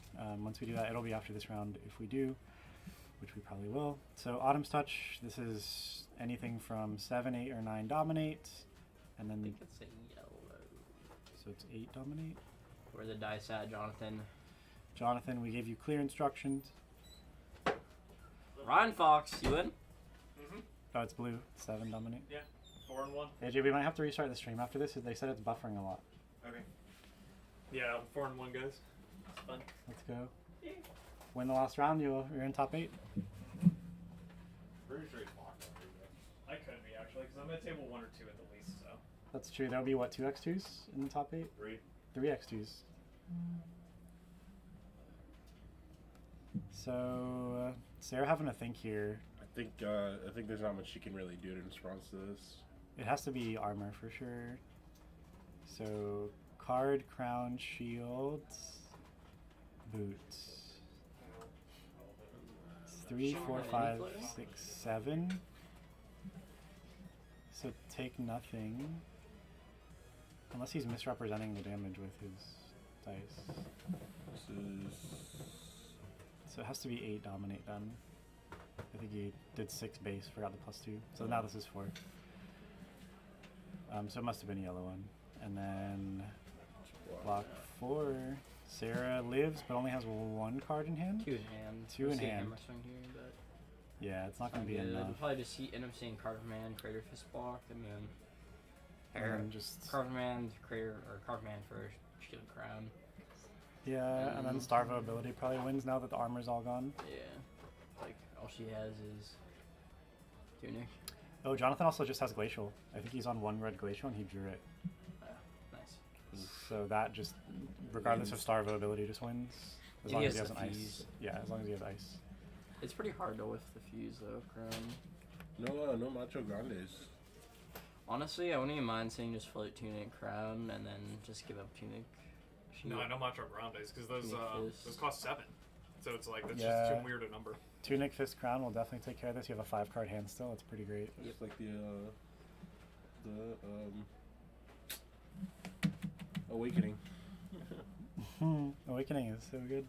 Like, Jonathan literally got back into the game because of Awakening. It's pretty Oh, crazy. dude, I Awakening for a pulverized with 10 seismic surges, dude. Oh my gosh, yeah.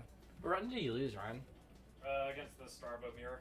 I know what round. The round before this one. Yeah, you're Yeah, probably he's locked in. definitely locked.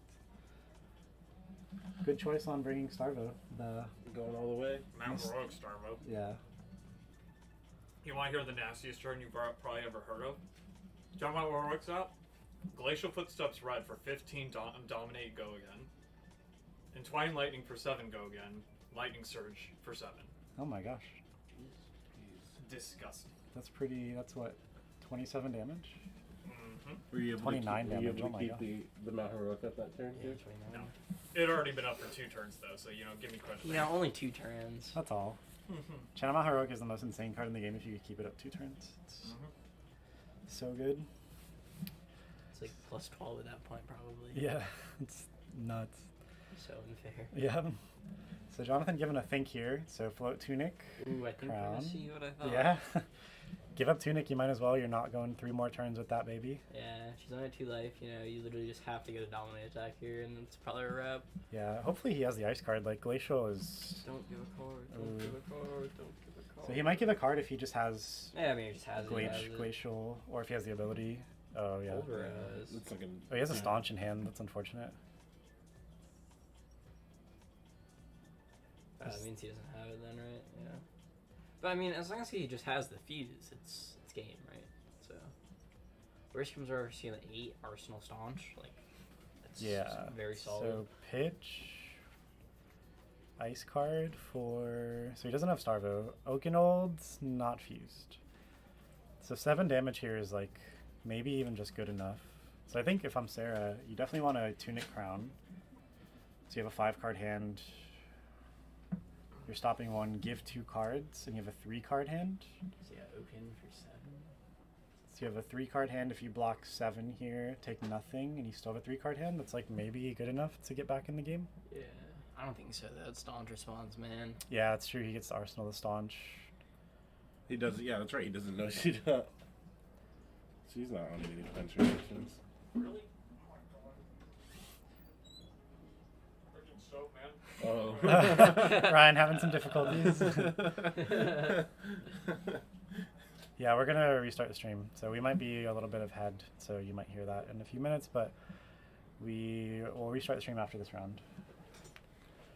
So Oakenold for 7 is like proving to be probably enough to make this awkward, because Starvo does have a lot of 2 blocks.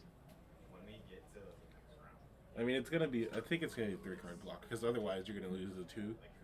Well, yeah, she has crown floating, so 2 cards and crown is 7. That's true. I guess maybe, just maybe. So is that a lightning surge? You take 1. Ugh. So Starvo ability definitely wins at this point. Still has a 3, so probably gonna see the Starvo. Maybe. Hopefully. Yep. I just don't think it's gonna be good enough. I think it's an evergreen into hammer. And I think that's what she was thinking for so long on that. It was just like, what value can I get from this? Like, Yeah, evergreen for like 7 dominate probably. So 7 and 4 is 11, but like my guy still has Crater Fist Tunic. yeah. Yeah. So I think, or he just staunches it. That Oh, is- that's true. That is in his arsenal right now. Which kind of just shows why it's necessary. Yeah, it doesn't get to crown though, so that is a thought. You can afford to take damage Hate to here. break it to you guys, but no cheesy bread for the giveaway. It's all gone? All gone. Oh man, our giveaway is getting much worse now. It's a gone away. Sin. I just don't actually want the garlic sauce. Just garlic sauce and marinara. We could at least give them the box, like an empty box of cheesy bread. Oh yeah, Leave the crumbs in there still. yeah. That'd be so bad. Shipping costs more than the pizza itself. I Probably. would riot. I think we need a plain white envelope, okay? PWE. Top loader, sleeve, fill it with marinara. Close the sleeve in the top loader. yucky. In the plain white envelope. Staunch, there it is. There it is. Like, you had to use 2 cards to play for Staunch? That's unfortunate. That feels very bad. Yeah. Well, at least, you know, it is. Is this game slipping out of his hands? I don't know, if he doesn't have a way to... At the same time, like, it's really not. You get It's 2 one cards effect. from her every turn. Yeah, hammer is 2 cards. Just so one that's fair. dominate. Just one. And about an arsenal here, like... Yeah. So I think this is probably Sarah's last big turn. Ooh, he had the glacial, but he's gonna block with it. So I would probably. Well, I think you have to block with it, because you have to put 2 cards for the... What's it called anyway? It's interesting he's the not thinking frostbite. about Tunic. He's overblocking it. 5. Yeah. Well, with the way that the game is going now, considering the fact that he will get used to have the tunic eventually. Like, the game will go long, because Sarah's going to give him 2 cards every Yeah. turn. She can't actually hit the ability. We know she has no defense reacts. So She so could hit the he's get- ability if she. Oh, hits a pulse combo? Yes. Oh, But this I don't is- think you're very worried about pulse combos, because that usually means you're not getting attacked twice. Yeah, that's true. It's just 1 attack. So And it would have to be Eisenloft and a Earth, and then you'd have to pitch the Eisenloft. for the- eyes not for the earth. Yeah, but Jonathan's not in death range from that. Yeah, so. I would Yeah. say John. Tunic I block, lost card to. command. Okay, Oh, that's okay. good. This is the star of our loss to you. Nice. He's on the Vanguard mat. Yeah, I was gonna say top 4. Card fight. Actually, this Discord. game's getting a little spooky now. Ooh, Sarah's got it again. Usually you hit it. Spooky. Huh. See a break ground. Oh, she gave up her Tunic. Yeah. That's fine. Yeah. Yeah, at this point in the game. That I was think the you're last thing she could do. I mean, But- she. At this Jonathan- point, Jonathan just needs to keep a card in hand and survive. Yeah. I think Really? he takes the Frost Hammer here. Oh. It's not gonna be a Frost Well, Hammer. just block whatever this is. And then, No, the last I card think it's like in an her evergreen. hand, I think, is Lightning Surge, so she's just gonna attack straight up with that. Jonathan just needs to be able to hit the ability like once. Staunch Staunch He's again. got the again. staunches though, man. I should have put him in. I would have liked to see I think it's thing necessary on for there the game. and actually blocking Or shield. turn timber. Or is it only for 7? Yeah, it's one. No, the Might as well just staunch is preserve better. the light. Well, actually, Turn Timber is probably really good. Like what? Red Turn Timber blocks for 8 if you have an Earth card. Yeah. For 2. Mhm. It's pretty good. No, it's Yeah. not. What? No, it's not. What do you mean? Turn number sucks. So you're paying 2. I'm talking about in Starvo, not in Olden. Not in general. You have so many Earth You're cards in paying- this. Bro, list. just play staunch. You're paying 2 to block 8? Come on. Oh yeah, you can block 8 and then use shield because it only costs 2 to block 9. Or Crown. I actually think staunch is better now that I think about it, because then you can overpay for the bigger attacks, so you can at least block for You a can little more off overpay. of it. That is true. So we see a hammer that's not icy, but this will guarantee 2 cards. Sarah. I mean, figure on out hit. how she wants Well, I to was gonna pitch say yeah, here. on hit die. Like, Oh, yeah. She has a blink in hand too. That's unfortunate. Oh god, I hate blink. I should have taken that out during the mirror She's match an too. Earth card here. least Open you- hold. Oaken Hold, yeah. At least you still have the Doesn't crown. The really way I help lost to this the- guy was he had exposed the elements and broke my crown. And it's like the damage reduction over the course of the entire game for the rest of the game that he could do and I couldn't, so just like decided to matter. Just the -1 on the shield is what Fire Shot said earlier in chat. See a 4 block there. Fire Shot said earlier in chat. See a 4 block there. Or Yeah.